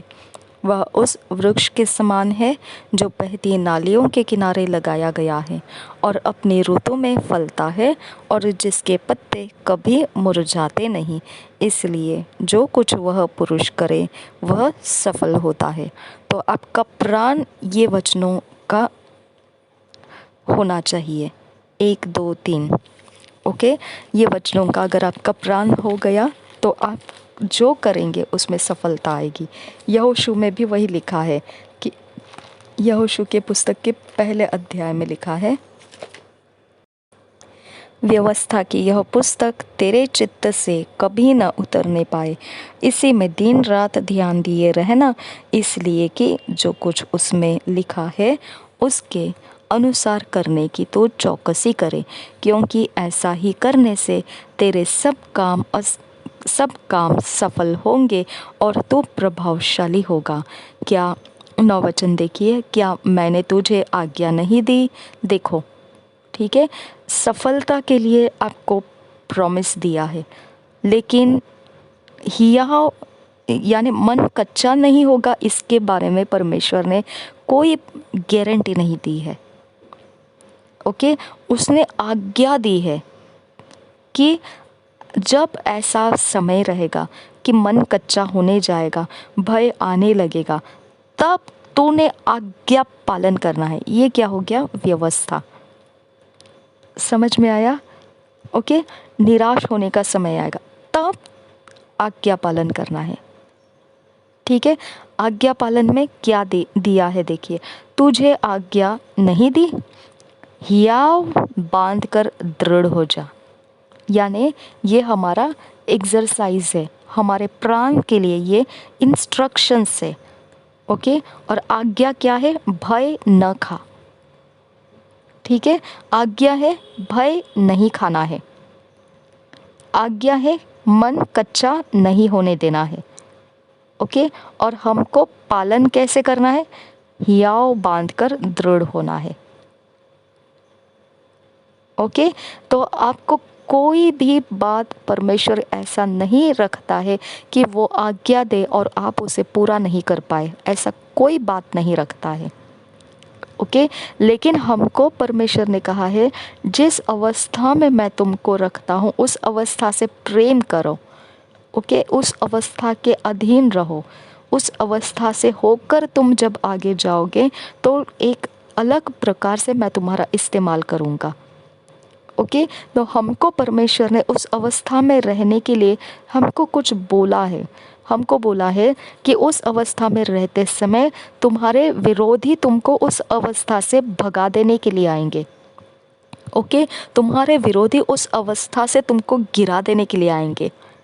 ओके, उस अवस्था में फिर तुमको क्या करना है, उनको डरना नहीं है, क्योंकि वो उसी के तरह से आएगा जिसको हम सामना नहीं कर सकते हैं, जिसके विषय में हमारा प्राण जानता नहीं है। ओके, जिसको हमारे प्राण को कभी सिखाया नहीं है कैसे हमने इसकी अवस्था को पार करना है। ओ माय गॉड, शापियान तो खम्बरा देख के तिल रबहा। और परमेश्वर कहता है वो एक टाइम रहता है कि तूने अगर तेरे प्राण को ट्रेन करके रखा होगा, ठीक है, तूने अगर अपने प्राण को चौकसी से दिया होगा जो मैं चाहता हूँ, ठीक है, तो वो अब तुझे क्या करना है, अपने प्राण में लेना है। वो आपके प्राण में जब आप ले रहे होते हैं तो आपने जो समय परमेश्वर के साथ बिताया है उस स्टॉक में से आप ले रहे होते हैं। ओके, और वो स्टॉक को भरता रहना है। तो आपको ये वचन है, व्यवस्था की यह पुस्तक तेरे चित्त से, देखो व्यवस्था हमेशा प्रॉफिटेबल है। ओके, हमेशा आपको गलतियां करने से बचाता है। व्यवस्था का दबाव हमेशा आपको जीवन देता है। ओके, भले ही व्यवस्था बहुत अटपटी लगे, बहुत भयानक लगे, बहुत अनइंटरेस्टिंग लगे, लेकिन फिर भी व्यवस्था ही है जो आपको सीधा मार्ग रखता है। ठीक है, कुछ भी रहे, कुछ भी रहे, आपको व्यवस्था के अधीन होना है। ओके, आप इस व्यवस्था के बाहर जाकर आप कभी सफल नहीं होंगे। ओके, और आप इस व्यवस्था को तुच्छ जानकर कभी ऊंचे पर नहीं जाओगे, कभी नहीं। ठीक है, इसके लिए आपको अपने प्राण को निरंतर व्यवस्था में दबाए रखना है, दबाए रखना है। गुस्सा करने का टाइम आएगा, छोड़ देना है मौका। गालियाँ देने का टाइम आएगा, छोड़ दो मौका। ओके, झगड़े करने का टाइम आएगा, छोड़ दो मौका। ओके, कुछ तो बेइज्जत करने का टाइम आएगा, छोड़ दो मौके, छोड़ दो। जो खाली पड़ा हुआ बर्तन रहेगा, इस मौके को वो उठा लेगा, क्योंकि ये मौका तैयारी में रहता है और सिर्फ देखता है कहाँ पर खाली पड़ा है आपका लाइफ। ओके, तो अगर ये 8 वचन के अनुसार हमने रोज़ अपने प्राण की मशागत करना शुरू कर दिया, हमारा प्राण शत्रु के मौके उठाएगा नहीं। समझा? हमारा प्राण जो हमने मशागत किया है उसके अंदर से जिएगा। ओके, ये कारण है कि फिर परमेश्वर कहता है कि अब मैंने जो तुझे बोला है वो फॉलो कर। अब हमको फॉलो करना आसान है क्योंकि हमारा प्राण हमने मशागत किया है। ओके, जब हम फॉलो कर रहे हैं तो वो मशागत कम होती जाती है। जब एक फसल निकल जाती है तो ज़मीन को दोबारा तैयार करना पड़ता है। ओके, जब दूसरी फसल निकल जाती है फिर अगले साल के लिए तैयार करना पड़ता है। यानी मशागत कभी नहीं रुकती है। आप फसल तभी प्राप्त करते हैं जब मशागत अच्छी होती है। ओके, नहीं तो वो फसल को ख़राब कर देता है। ठीक है, तो मशागत आप कैसे करते हैं वो आधार से आपकी फसल बनती है। ठीक है, अब आपने अगर ये मशागत के वचनों को लिया अपने अंदर तो आपको और एक वचन याद रखना है, नीति वचन का।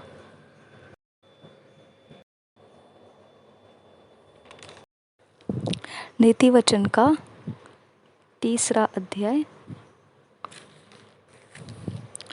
उसका पहले वचन से पढ़ेंगे। हे मेरे पुत्र, मेरी शिक्षा को न भूलना, अपने हृदय में मेरी आज्ञाओं को रखे रहना। अब जब हम हमारे प्राण को ट्रेन कर रहे होते हैं, हमारे प्राण को हम सिखा रहे होते हैं, हमारे प्राण को अकेले बैठकर सिखाना है। ओके, परमेश्वर से बातें करते हुए सिखाना है। हमारे प्राण को परमेश्वर के सामने रखना है और समय देना है। बाइबल रीडिंग में, प्रार्थना करने में, अन्य भाषा बोलने में, आराधना करने में समय लगाना है। जब आप ये समय दे रहे होते हैं वो समय परमेश्वर ले रहा होता है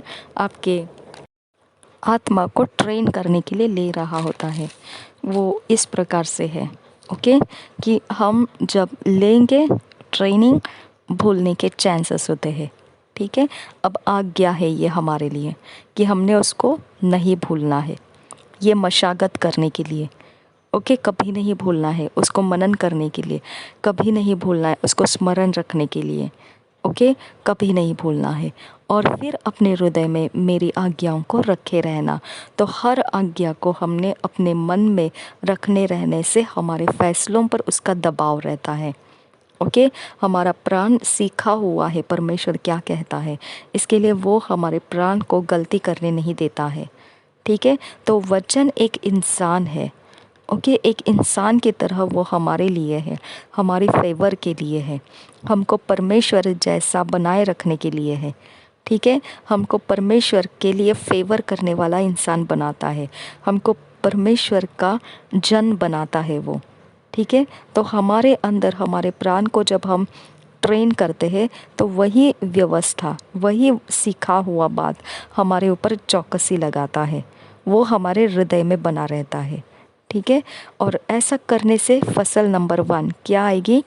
आयु बढ़ेगी, अधिक कुशल से रहेगा। ओके, और एक बात देखो क्या लिखा है, कृपा और सच्चाई तुझसे अलग ना होने पाई। ये 3 चीज़ें हमको मिलती है, क्योंकि ऐसा करने से तेरी आयु बढ़ेगी और तू अधिक कुशल से रहेगा, कृपा और सच्चाई तुझसे अलग ना होने पाए। ठीक है, अलग नहीं होने पाना ये आज्ञा है, सॉरी। ठीक है, ये कोई आपको फसल नहीं है, ये आज्ञा है। और आपको उन कृपा और सच्चाई की बातों को हमारे मन में इतना ज़्यादा, उसका दर्जा, उसका लेवल इतना ज़्यादा ऊंचा करना है कि वो हर समय हमारे द्वारा प्रकट होती रहे, हर समय हमारे ऊपर से वो बहती रहे, हम पर से वो दिखाई देती रहे। ओके, अगर हमको कोई पूछेगा कैसे इंसान, मतलब कोई हमारे बारे में पूछेगा किसी को ये कैसे इंसान है, तो हमारे बारे में ये चरित्र के नाम आने चाहिए, बहुत कृपालु है और बहुत सच्चाई की है। ओके, तो इस प्रकार से हमको परमेश्वर के वचनों के आधार को हमारे व्यवहार में, चाल चलन में प्रकट करना है और अपने हृदय रूपी पटिया पर लिखना है। तो तू परमेश्वर और मनुष्य दोनों का अनुग्रह पाएगा, तो अति बुद्धिमान होगा। ओके, अब ये अनुग्रह और बुद्धिमान होना ज़रूरी क्यों है? क्योंकि जो हम चाल चलन चलते हैं, अंधेरे की शक्ति जो खूंखार जानवरों की तरह हमारे ऊपर गिरने के लिए है, वो हमें फाड़ खाना चाहती है, वो हम पर झपटना चाहती है, हमारी अवस्था बिगाड़ देना चाहती है, वो हमारे शहरपना को तोड़ देना चाहती है। तो उस अवस्था में हमारे जीवन में ये एक समय रहेगा कि हमारे ढाल बनेंगे। कौन? परमेश्वर और मनुष्य दोनों का अनुग्रह। ओके, ये एक हथियार बनेगा उनके विरोध में, और बुद्धिमान होना ये दूसरा हथियार बनेगा। समझ में आया? तो हमारे लाइफ को जब हम पहले और दूसरे वचन के अनुसार, जब पहला वचन करते हैं तो दूसरा वचन हमारा फल बनता है, और तीसरा वचन जब हम करते हैं तो हम चौथा वचन प्राप्त करते हैं। ओके, तो ये चौथा वचन हमको अंधकार के शक्तियों से फाइट करने का हथियार है। ओके, परमेश्वर व्यर्थ में ये नहीं कहता है निश्चित भलाई और करुणा तेरा पीछा करेगी। ये हमारा हथियार है, भलाई और करुणा हमारा हथियार है, इसके लिए हमारा पीछा वो करना चाहिए। अगर वो हथियार हमारा पीछा करेंगे तो हम शत्रुओं के ऊपर बल चढ़ाते हैं। ठीक है, और देखिए, तो अपनी समझ का सहारा न लेना, क्योंकि अब शत्रुओं के ऊपर हमारा तूफान चढ़ता है जब हम प्रार्थना में बढ़ने लगते हैं, जब हम परमेश्वर में बढ़ने लगते हैं, जब हमारा विश्वास आकार लेने लगता है, रूप लेने लगता है, मसीही रूप धारण करने लगता है हमारा चरित्र। ओके, हमारी समझ अगर मसीही रूप में ढलने लगती है तो फिर मसीह समझदारी के साथ हमारे जीवन के व्यवहार बदलने लगते हैं। ये सब शत्रु को थ्रिएट पैदा करता है, डराता है। ओके, शत्रु की सेना इसको देख के डरती है, क्योंकि यूहन्ना के सुसमाचार में लिखा है ऐसा कि darkness can not comprehend the light. Okay, उजियाले के सामना नहीं कर सकती है अंधेरा। ठीक है, तो ये आपका उजियाला अंधेरे का सामना कर रही है और अंधेरा उसमें रुक नहीं पा रहा है। ये आपका जो खाली पड़ा हुआ था, जिसके अंदर कड़वाहट रहती है, जिसके अंदर सब कुछ बिखरा बिखरा, बिगड़ा बिगड़ा सब कुछ दुर्व्यवहार रहता है, खाली पड़ा हुआ था, उसके अंदर से अब क्या होगा, कुछ भी बाहर नहीं आ सकता है। वो अपना ज़ोर लेके आपके अच्छे गुणों को बदल नहीं सकता है। अगर आपने बाइबल रीडिंग करना छोड़ दिया, अगर आपने प्रेयर करना छोड़ दिया, ओके, अगर आपने कुछ भी ऐसा व्यवहार जो परमेश्वर कहता है करना चाहिए आपने करना बंद कर दिया, तब जाके आपको मौका मिलता है गंदे, बुरे और अशुद्धता के मार्ग पकड़ने का। ओके, क्योंकि अब आपके पास क्या है, खाली पड़ा हुआ है आपका प्राण। खाली पड़ा हुआ प्राण में से जो निकलता है वो अंधेरा निकलता है। ठीक है, तो यहाँ पे क्या लिखा है, तो अपनी समझ का सहारा न लेना। जब आप भरे भरे रहते हैं, ओके, बहुत ज़्यादा सामर्थ्य बनते हैं और परमेश्वर का जो सामर्थ्य है शत्रु देख सकता है। ठीक है, अब वो आक्रमण शुरू करता है। जब आक्रमण शुरू करता है तब परमेश्वर का वचन आपको कहता है तब अपनी समझ का सहारा नहीं लेना। समझा? तो किसकी सहारा लेना है? ओके, अब मैंने कहाँ जाना है, अब मैंने कैसे निपटना है, अब मैंने क्या जवाब देना है, अब मैंने इसकी सुविधा कैसी करनी है, अब मैं इस बीमारी का इलाज कैसे करना है, अब मैं ये कष्ट को कैसे पार करूं, अब मैं ये दुख को पीड़ा को कैसे पार करूं, अब मैं ये विपत्ति का सामना कैसे करूं। ओके, सवाल नहीं उठाना है। ठीक है, वो हमारी समझ को चैलेंज करता है सिचुएशन कि अब हमारी समझ क्या काम करेगी। ठीक है, तो हमको परमेश्वर बहुत आसान रास्ता देता है, अपनी समझ का सहारा मत लो। ठीक है, आप बहुत होशियार होंगे, पढ़े लिखे होंगे, बहुत मायने करता है आपको क्या क्या मालूम है। ओके, फ़र्क नहीं पड़ता है, हर चैलेंजेस का जवाब आपके समझ में नहीं है। ओके, हर चैलेंजेस नया तरह से आपके समझ को टकराता है। ठीक है, आपके समझ को वो चैलेंज हिला देता है कि अब करके दिखा क्या करता है। ठीक है, तो हमारे समझ पर वो बोझ नहीं रखना है कि अब हम क्या करें। ओके, क्या कहा है यहाँ पर, आसान रास्ता है, हमारे समझ बिल्कुल सहारा नहीं लेना है हमने, वरन संपूर्ण मन से यहोवा पर भरोसा रखना। कैसे भरोसा रखेंगे? जो आपने आपके प्राण को सिखाया है वो आपका भरोसा बन जाना चाहिए। ओके, हमने जितना भी परमेश्वर का वचन सुना होगा, ओके, जितना हमने अकेले में सीखा होगा, जितना हमारे जीवन को परमेश्वर की ओर से प्राप्त हुआ होगा, सब कुछ हमने इकट्ठा उस समय हमारे भरोसे का जगह बनाना है। ओके, और भजन संहिता के 91 में देखो क्या लिखा है, जो परम प्रधान के छाए हुए स्थान में बैठा रहे वह सर्वशक्तिमान की छाया में ठिकाना पाएगा। ओके, जो आपने आपके प्राण को सिखाया है, ओके, जहाँ संकट नहीं थे, जहाँ कोई आपको विपत्ति नहीं थी, कोई आपको ज़रूरत नहीं थी प्रार्थना करने की, ओके, उस समय में भी आपने प्रार्थनाएं की है, उस समय में भी आपने परमेश्वर के साथ समय बिताया है, वचन को पढ़ा है, सीखा है, ज़रूरत नहीं थी फिर भी आपने पवित्र बाइबल वचन निकाल निकाल के आपने उसके अभ्यास किए। शायद से आपको गरीबी नहीं है, बहुत सारा धन संपत्ति है, और फिर भी आपने गरीबी को कैसे हटाए ये पढ़ाई करके रखी वचन में से। अगर आपको दुख कष्ट नहीं है फिर भी आपने वो समय में दुख और कष्ट को कैसे पार करना है उसका अभ्यास करके रखा वचनों में से। अगर आपको असफलताएं नहीं है, अभी आप बहुत अच्छे से तरक्की किए जा रहे, और फिर भी असफलताओं का कैसे सामना करना चाहिए अगर आपने उस समय सीख के रखा वचनों में से, तो अब आप क्या करना है, वो ही आपका भरोसे का स्थान होना है। क्योंकि परमेश्वर का वचन क्या कहता है, हथियार बांध लो कि तुम बुरे दिनों का सामना कर सको। ओके, तो असफलता सामना करने के लिए आपका विरोध करेगी। ओके, दुख कष्ट आपका विरोध आएगा। ठीक है, कोई भी प्रकार से आपके लाइफ को कोई भी चैलेंजेस हो सकता है, लेकिन आपने अपने प्राण को तैयार करके रखा है।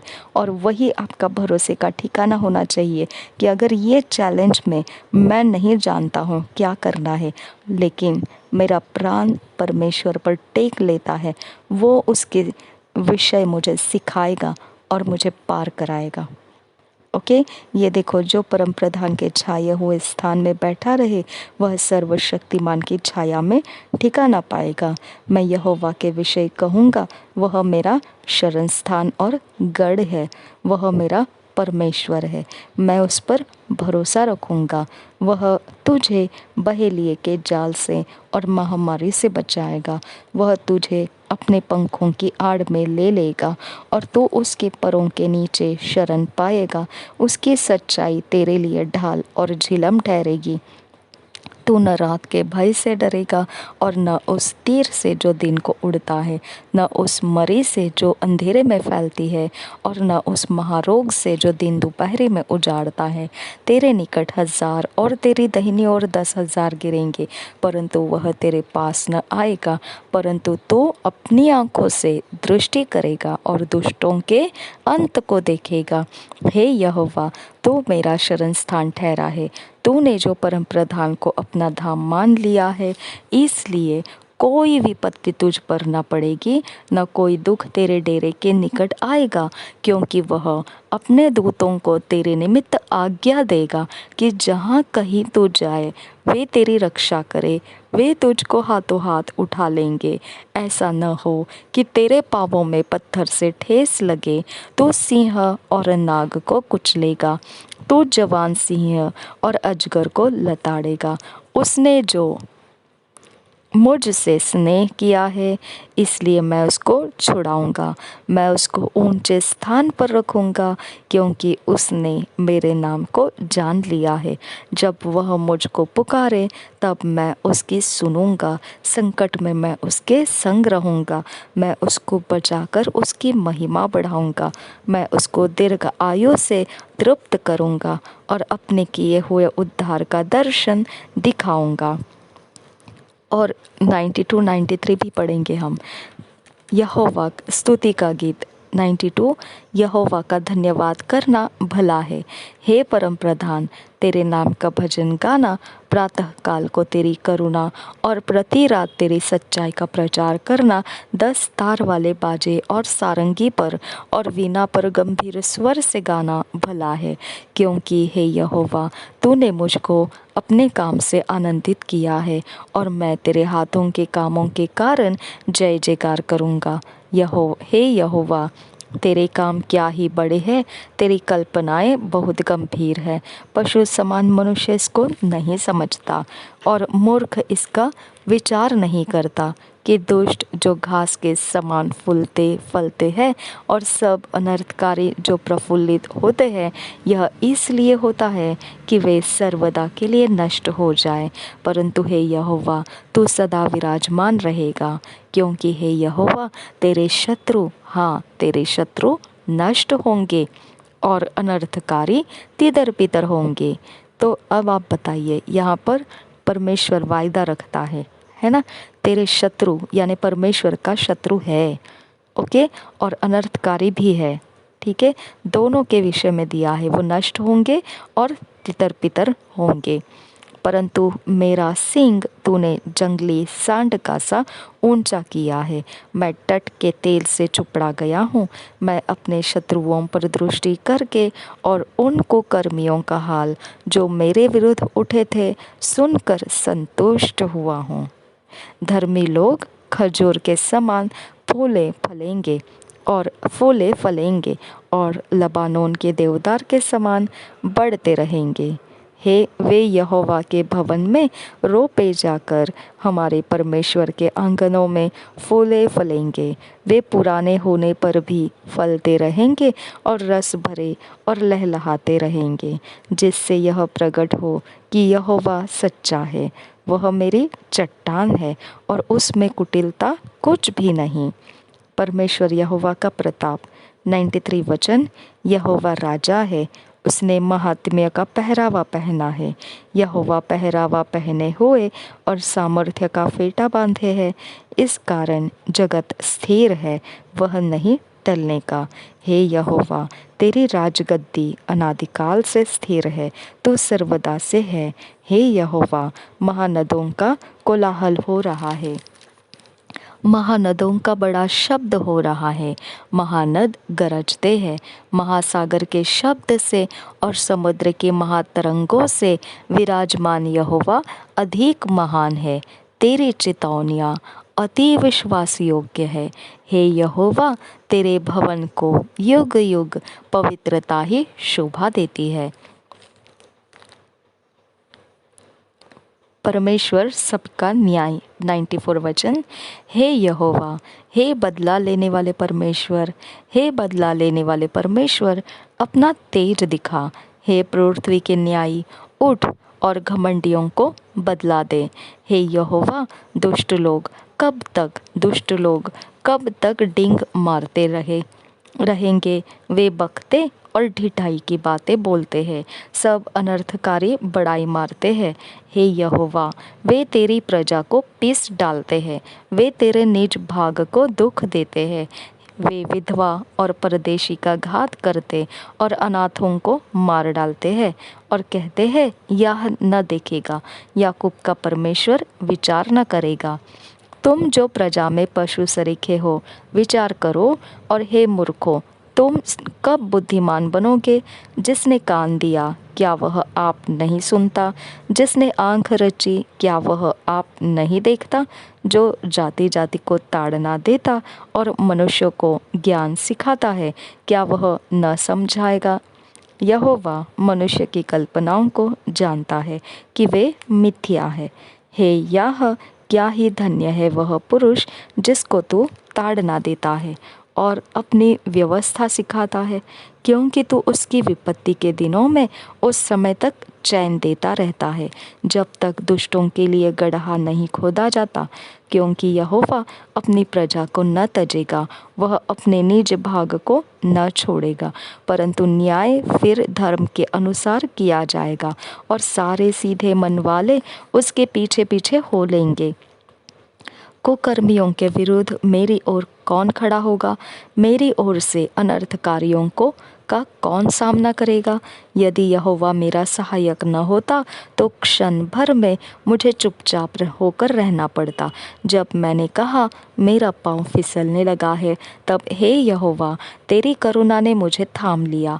जब मेरे मन में बहुत सी चिंताएं होती है, तब हे यहोवा, तेरी दी हुई शांति से मुझको सुख होता है।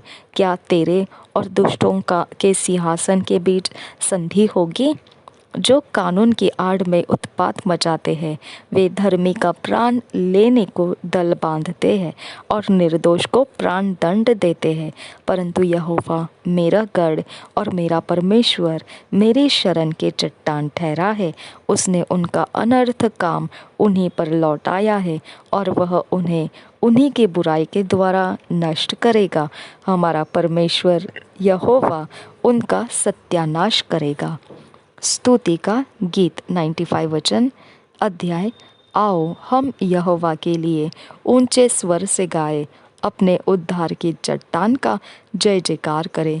हम धन्यवाद करते हुए उसके सम्मुख आए और भजन गाते हुए उसका जय जयकार करें, क्योंकि यहोवा महान ईश्वर है और सब देवताओं के ऊपर महान राजा है। पृथ्वी को गहरे स्थान उसी के हाथ में है और पहाड़ों की चोटियाँ भी उसी की है। समुद्र उसका है और उसी ने उसको बनाया और स्थल भी उसी के हाथ का रचा है। आओ हम झुककर दंडवत करें और अपने कर्ता यहोवा के सामने घुटने टेकें, क्योंकि वही हमारा परमेश्वर है और हम उसकी चराई की प्रजा और उसके हाथ की भेड़े हैं। भला होता कि आज तुम उसकी बात सुनते। अपना अपना हृदय ऐसा कठोर मत करो जैसा मरीबा में वह मस्सा के दिन जंगल में हुआ था, जब तुम्हारे पुरखाओं ने मुझे परखा। उन्होंने मुझको जांचा और मेरे काम को भी देखा। 40 वर्ष तक मैं उस पीढ़ी के लोगों से रूठा रहा और मैंने कहा, ये तो भटकने वाले मन के हैं और उन्होंने मेरे मार्गों को नहीं पहचाना।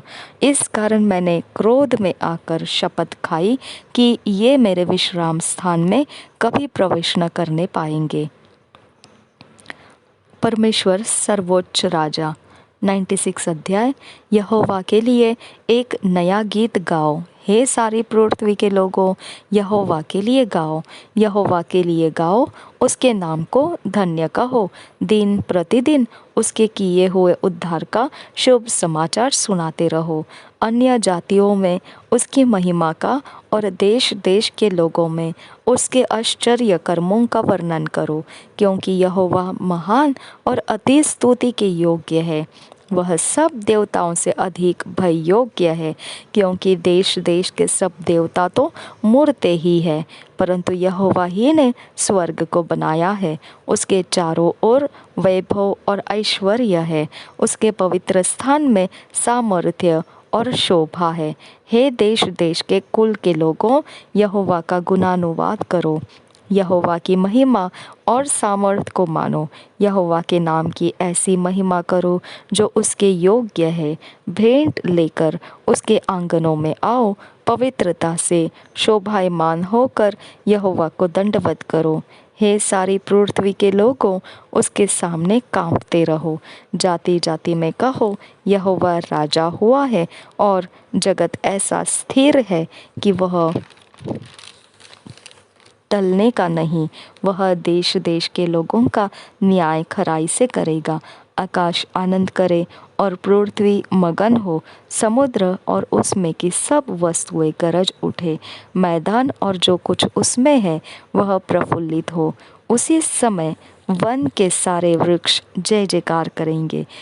यह यहोवा के सामने हो, क्योंकि वह आने वाला है। वह पृथ्वी का न्याय करने को आने वाला है। वह धर्म से जगत का और सच्चाई से देश देश के लोगों का न्याय करेगा। हालेलुया। ओके, तो इस तरह से हमारा भरोसा परमेश्वर के वचन के आधार में हमारे प्राण में रख देना है। ओके, अगर हमने इस प्रकार से परमेश्वर के वचनों में अपना ध्यान रख दिया तो हम जीत गए, ये तो निश्चित है, निश्चित है। ठीक है, इसमें कोई भी डाउट नहीं है कि हम जीत चुके हैं। ठीक है, और यहाँ पर देखिए क्या दिया है, नीति वचन 3 अध्याय 5 और 6 वचन हम पढ़ेंगे आगे। तू अपनी समझ का सहारा न लेना, वरन संपूर्ण मन से यहोवा पर भरोसा रखना, उसी को स्मरण करके सब काम करना, तब वह तेरे लिए सीधा मार्ग निकालेगा। ठीक है, तो विपत्ति के समय हम मार्ग नहीं निकालते हैं। हमारी समझ को मार्ग दिखेगा तो भी हमने नहीं लेना है। हमने परमेश्वर के वचन के अधीन अपने प्राण को दे देना है, क्योंकि विपत्ति के समय हमारा मार्ग हमको ऐसा समझ मिलता है, मारा मारी करे, गालियाँ दे या और कुछ नुकसान करे, वाद विवाद करे, कुछ तो ऐसा करे कि लोगों को ठेस लगे, उनको दुख पहुँचे। कुछ तो हम ऐसे शब्द बोले जो दिल टूट जाएंगे, रिश्ते बिगड़ जाएंगे। कुछ तो ऐसे हो जाए जो अंगार बन जाएंगे हमारे शब्द, लोगों के जीवनों में वो पूरे बखेड़े खड़े कर देंगे। ऐसा हमारा समझ हमको इस्तेमाल नहीं करना है। हमने जो वचन पढ़ा, हमारे प्राण को जो वचन पता चला, वही हमारा रुकना है। और फिर क्या होगा, उसी को स्मरण करके सब काम करना। वही स्मरण रखो कि परमेश्वर हमारे अंदर कुछ ना कुछ सीधा रास्ता लेकर आ रहा है, और वह जब सीधा रास्ता लेकर आएगा उसके ऊपर आप चलते हुए देखेंगे अपने आप को। ओके। अब आप बोलेंगे कैसे, क्या ऑटोमेटिक मैं कैसे चलना शुरू करूँगी उसके ऊपर?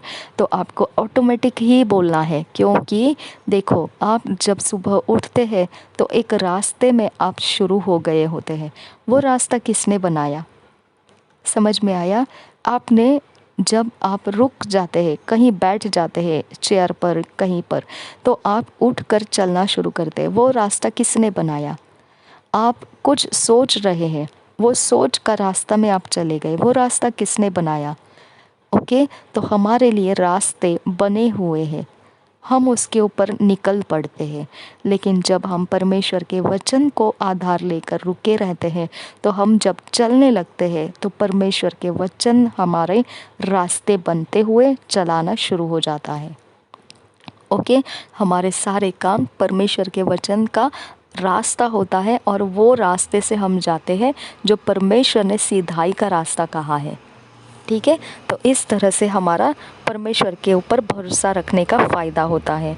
और देखिए 7 वचन क्या कहता है? अपनी दृष्टि में बुद्धिमान न होना, यहोवा का भय मानना और बुराई से अलग रहना। ठीक है। ऐसा करने से तेरा शरीर भला चंगा और तेरी हड्डियाँ पुष्ट रहेगी। अपनी संपत्ति के द्वारा और अपने भूमि की सारी पहली उपज दे और देकर यहोवा की प्रतिष्ठा करना। इस प्रकार तेरे खत्ते भरे पूरे रहेंगे और तेरे रसकुंडों से नया दाख मधु उमड़ता रहेगा। तो मैंने एक बार देखा, जब मेरी आत्मिक बेटी मेरे अकाउंट में इवन 1 रुपये भी ट्रांसफ़र करेगी, तो मैं अपने अंदर से, मुझे पता भी नहीं है कि उसने मेरे अकाउंट में कुछ पैसे ट्रांसफ़र किए हैं, लेकिन जैसे ही वो ट्रांसफ़र करती थी, पता नहीं मुझे कहाँ से कैसे परमेश्वर प्रकाशन देने लगता था उसकी ज़रूरत क्या है। ओके। उसको किस जगह में ज्ञान चाहिए। ओके। क्योंकि परमेश्वर ने क्या कहा? ज्ञान के अभाव से मेरी प्रजा नाश होती है। तो मेरे अंदर से वो उसका अज्ञानता हटाने का आज रास्ता खुल जाता है। ठीक है। जब वो ऐसा करती है तब। ठीक है। तो मैं सोचने लगती हूँ आज मेरे आत्मिक बेटी को मुझे फ़ोन करना है। क्यों करना है? अरे ये बताना है मुझे, ये उसकी ज़रूरत है आज। और मुझे पता नहीं है उसने और मेरे अकाउंट में कुछ भेजा है, मुझे नहीं मालूम रहता है। और मेरे अंदर ये सोचें शुरू हो जाती है कि मैंने आज उसको ये सिखाना है, मैंने आज निश्चित करना है कि आज उसको मैं ये बता दूँ। ओके। नहीं तो उसको आगे ये समस्या हो सकती है। तो मैं खुद फ़ोन लगाती हूँ और मैं उसको ये सिखा देती हूँ, देखो ये आज आपको परमेश्वर बता रहा है। और मुझे बिल्कुल मालूम नहीं रहता है उसने मेरे अकाउंट में कुछ भेजा है। ठीक है। और कुछ दिनों के बाद जब मुझे कुछ रिचार्ज करना है या कुछ करना है, तो मैं अगर ऑनलाइन उसको ट्रांजैक्शन करती हूँ तब मैं बैलेंस चेक करती हूँ और मैं सोच में पड़ती हूँ, अरे ये कब इसने भेजा। ठीक है। तो मुझे पता चलता है, अच्छा तो उसने उस दिन भेजा, वो प्रकाशन था, वो परमेश्वर उसके लिए दे रहा था। देखो देने के द्वारा प्रकाशन खुलते हैं, याद रखना।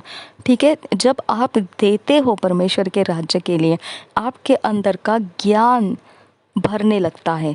परमेश्वर आपको वो रहस्य की बातें देता है जो आपकी ज़रूरत है, जो आपको चाहिए। ओके। तो ये बहुत बड़ा है, बहुत बड़ा। और मेरी एक आत्मिक बेटी है, वो बिल्कुल मुझे नहीं देगी जब तक मैं नहीं मांगूंगी। वो एक अठन्नी भी चवन्नी भी में मेरे सामने नहीं डालेगी वो। ओके। क्योंकि उसको पसंद नहीं है देना, क्योंकि वो देखो हर एक को बुद्धि दिया है परमेश्वर ने अपने अपने भंडार की रखवाली करने का। ठीक है। क्योंकि अब वो अधिकारी पद पर जाने के लिए है, वो अच्छे पढ़ाई कर रही है, IAS एग्ज़ाम्स का उसने ट्राई कर रखे हैं, तो डेफिनेटली उसका कैरेक्टर उसकी पढ़ाई लिखाई के अनुसार है। तो मैं उसको दोष नहीं देती हूँ, क्योंकि वो स्टीवर्ड है। ओके। स्टीवर्ड को हिंदी में आप देख लेना क्या है, उसको खजांची कहते हैं। ओके। खजिनदार कहते हैं। ठीक है। तो वो खजाना रखने वाले होते हैं, तो उनको अपने खजाने नहीं है, लेकिन उनके हाथों में सौंपा गया होता है किसी का खजाना। तो वो उसकी अच्छी तरह से देखभाल करना, उनकी ईमान के साथ वो प्रॉफिटेबल काम करना उनके लिए होता है। तो वो उसका कैरेक्टर है, इसके लिए मैं उसको कभी दोष नहीं देती हूँ। लेकिन फिर मैं उसे मांग के लेती हूँ, क्योंकि जब तक वो नहीं देती है तब तक मुझ में से उसको जो देना है आत्मिक तौर पर वो नहीं होता है। तो मुझे कोई तो कारण बन जाता है। या तो मेरे पास पैसे कम पड़ जाते हैं, या तो मेरा कुछ तो रुक जाता है काम जहाँ पर मुझे उसकी पैसों की ज़रूरत होती है, तो मुझे उससे मांग के लेना पड़ता है भिखारियों की तरह। ओके, जबकि मेरा खुद का भी अपना सैलरी है, अच्छे से मुझे कोई प्रॉब्लम नहीं है, फिर भी मुझे भिखारियों की तरह उसको धक्के लगा के लेना पड़ता है। वो कहेगी हाँ ठीक है मेरे पास है तो मैं दे रही हूँ, लेकिन ज़्यादातर 99% वो दे देती है। 1% कभी कभी वो हिचके खाने लगती है कि नहीं नहीं मेरे से नहीं होगा, अब तो मेरे इसमें तो ज़ीरो बैलेंस हो गया है, अब तो है ही नहीं। ओके, तो इस तरह से उसका व्यवहार है, तो हर जगह में वो रिटर्न बैक भी ले लेती है। ओके, 1 रुपया भी नहीं छोड़ेगी वो। ओके, अठन्नी चवन्नी भी नहीं छोड़ेगी, पूरे के पूरे वो रिटर्न बैक लेगी। ठीक है, और आपको कभी इनकार नहीं करेगी वो, आप देंगे तो। ठीक है, तो ये उसका गुण है। लेकिन जब परमेश्वर उसको कुछ देना चाहता है, तब मैंने देखा है कि मुझे उससे लेना पड़ता है। ठीक है, उससे लेना पड़ता है, और तब मैं उसकी कोई ना कोई बीमारी से बाहर निकाल लाती हूँ इसको, कोई ना कोई विपत्ति से बाहर निकाल लाती हूँ उसको, कोई ना कोई जगह में वो फंसने वाली होती है, उसमें से उसको मैं आज़ाद कर लेती हूँ, छुड़ा लेती हूँ। अरे ऐसा होता है। ठीक है, आपको ध्यान रखना है, पैसे देना परमेश्वर के राज्य में सिर्फ आपके ही पैसे बढ़ना, ये ही उसका रास्ता नहीं है। पैसे देना परमेश्वर के राज्य में आपके जीवन में प्रकाशन खुलता है, आपके समस्याओं का हल करने वाला रास्ता खुलता है। ओके, आपको फेवर करने वाले डिवाइन हेल्पर्स ओपन हो जाते हैं, आपको ना मिलने वाली चीज़ मिलने लगती है। ओके, हर चीज़ जो इम्पॉसिबल आपने कह के छोड़ दिया होगा, आपको पॉसिबिलिटी में बदल देता है। तो हर जगह में पैसा प्रभु के राज्य में देने से आपके ही अकाउंट के पैसे भरेंगे ऐसा नहीं है। ओके, हर एक क्षेत्र में अपने अपने गिफ्ट जिसको जो दे रहे हैं आप, वो आपको मिलेगा। अगर आप डिलीवरेंस मिनिस्टर को अगर आप आर्थिक सहायता करते, आपके पैसे नहीं बढ़ेंगे, आपका आत्मिक शक्ति बढ़ेगा जो दुष्ट आत्माओं के साथ फाइट करता है। ओके, प्रॉफिट को अगर आप देंगे तो आपको प्रॉफिट का जो वरदान है प्रोफेसी करने का, उसमें आपको सहायता मिलेगी, आप उसके अभिषेक में भागी हो जाएंगे। ठीक है, अगर आप चंगाई करने वाले को देते हैं तो आपके अंदर चंगाइयों का करने का सामर्थ्य बढ़ता जाएगा। ठीक है, तो आप जो ज़मीन में बोएंगे वो फसल आपको मिलेगा। ओके, और फिर आपके खत्ते भी भरेंगे, ये भी दिया है। ठीक है, वो खत्ते भरने का रास्ता कौन सा है? अगर आपने परमेश्वर के कामों में दिया तो। ठीक है, देखो क्या दिया है, इस प्रकार तेरे खत्ते भरे पूरे रहेंगे और तेरे रस कुंडों में नया दाख मधु उमड़ता रहेगा। यानी आपका खत्ता, यानी आपका जीवन भरपूर रहेगा, कभी छुटकारे की कमी नहीं रहेगी, कभी चंगाई की कमी नहीं रहेगी, कभी गरीबी नहीं रहेगी, कभी दुख नहीं रहेगा, कष्ट नहीं रहेगा। ओके, हर जगह में आपको जो चाहिए वो सब कुछ उपलब्ध रहेगा। ये सब काम करता है जब आप परमेश्वर के घर में पहुंच जाते हैं अपनी उपज को। ध्यान रखना इस बात को। ठीक है, तो आप ये मत सोचो कि देने से सिर्फ आपके ही अकाउंट भर जाते हैं। अकाउंट ये एक बैंक बैलेंस, ये एक हिस्सा है। ओके, लेकिन आपका सिर्फ उसी के आधार से सब कुछ नहीं चलता है। आपको चंगाई चाहिए, छुटकारा चाहिए, आपको दुख कष्ट मुसीबतों से पार होना है, आपको शत्रुओं को हराना है, आपको दुष्ट आत्माओं को भगाना है, क्या नहीं है। ओके, ये सब कुछ में आपका जहाँ पर आप भेजेंगे, आपको वैसा वैसा अनुग्रह डबल टिबल बार आपके अंदर वो बढ़ता जाता है, मल्टीप्लाई होता जाता है। ठीक है, हे मेरे पुत्र, यहोवा की शिक्षा से मुँह न मोड़ना, और जब वह तुझे डांटे तब तू बुरा न मानना, क्योंकि यहोवा जिससे प्रेम रखता है उसको डांटता है, जैसे कि बाप उस बेटे को जिसे वह अधिक चाहता है। हम हर समय परमेश्वर का, हर चीज़ में हम परमेश्वर के चाहते हैं। ओके, इसका मतलब ये नहीं है कि हमको परमेश्वर कभी कुछ बातों में पीछे नहीं रखेगा। ओके, अगर शायद से आप मैरिज के लायक है लेकिन आपका मैरिज नहीं हुआ, ओके, ज़रूरी नहीं है परमेश्वर ने आपसे प्रेम नहीं किया। ठीक है, नहीं, कुछ चीज़ें हैं जो परमेश्वर फाइट नहीं करता है, कुछ चीज़ें हैं जो परमेश्वर पार नहीं कराता है, कुछ चीज़ें हैं जहाँ पर परमेश्वर हमको बिल्कुल मालूम नहीं पड़ता है कि क्या पता परमेश्वर कुछ करेगा या नहीं, इस विषय में नहीं मालूम, अंदाज नहीं कर सकते हैं।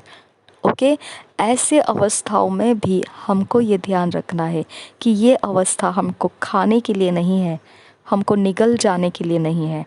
ओके, इस अवस्था के अंदर भी परमेश्वर से हम प्रेम करते हैं और परमेश्वर के हम चाहते हैं।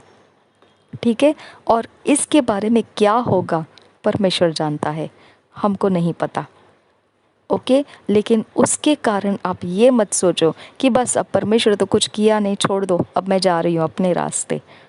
ठीक है, जैसे मैंने किया, मैंने बोला लॉर्ड तू कहता है कि तू मुझ पर अधिकारी बनेगा अपनी व्यवस्था के साथ, लेकिन तूने तो मेरे भाई को अकेले जाने दिया और कारण बताया कि मेरी प्रार्थना कम थी या मेरा ही कुछ प्रॉब्लम था।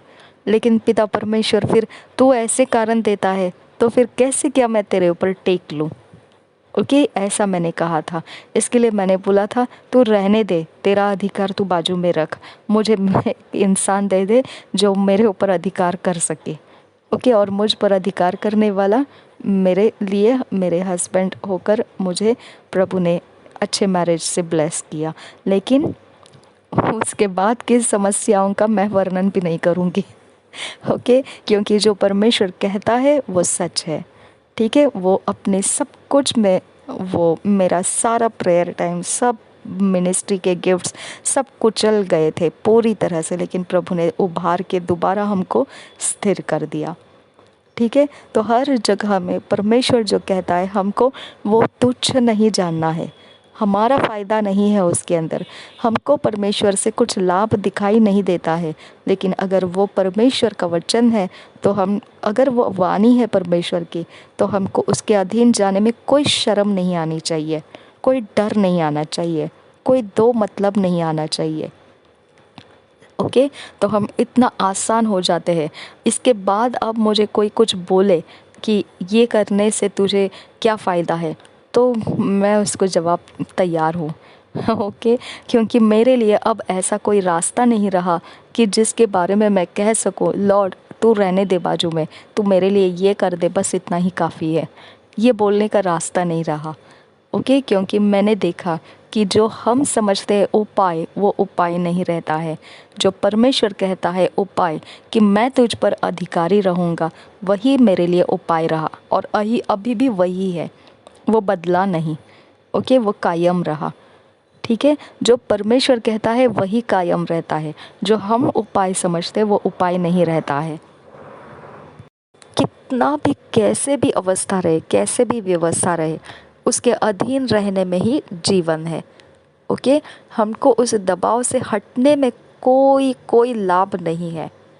ठीक है, हमको परमेश्वर के सच्चाई के नीचे दबकर रहना बहुत बड़ा जीवन और आनंद है, सेहत है हमारे लिए। अगर इस रास्ते को, जो परमेश्वर हमको कहता है, उस रास्ते को लेने में हमको अगर हिचकिचाहट है, क्योंकि ओ वो तो मेरे घर के लोग हैं, ओ वो तो मेरे रिश्तेदार हैं, ओ वो तो मेरे सो एंड सो, अरे ये तो मेरे बॉस है, ये तो मेरे मालिक है, ये तो मेरा सब बिगाड़ के रखेंगे अगर मैं इनको प्रभु के बारे में बताऊं। अब डरना नहीं है, जो सच्चाई है उसके नीचे दबकर रहो और वही करो जो सच्चाई कहती है। ठीक है, उसके अलावा ज़िंदगी नहीं है। वैसे भी मरना है, ऐसे भी मरना है, तो क्यों ना सच्चाई के साथ रहकर मरे। सही है। प्रभु यीशु हम सबके साथ बना रहे। आमीन, आमीन, आमीन।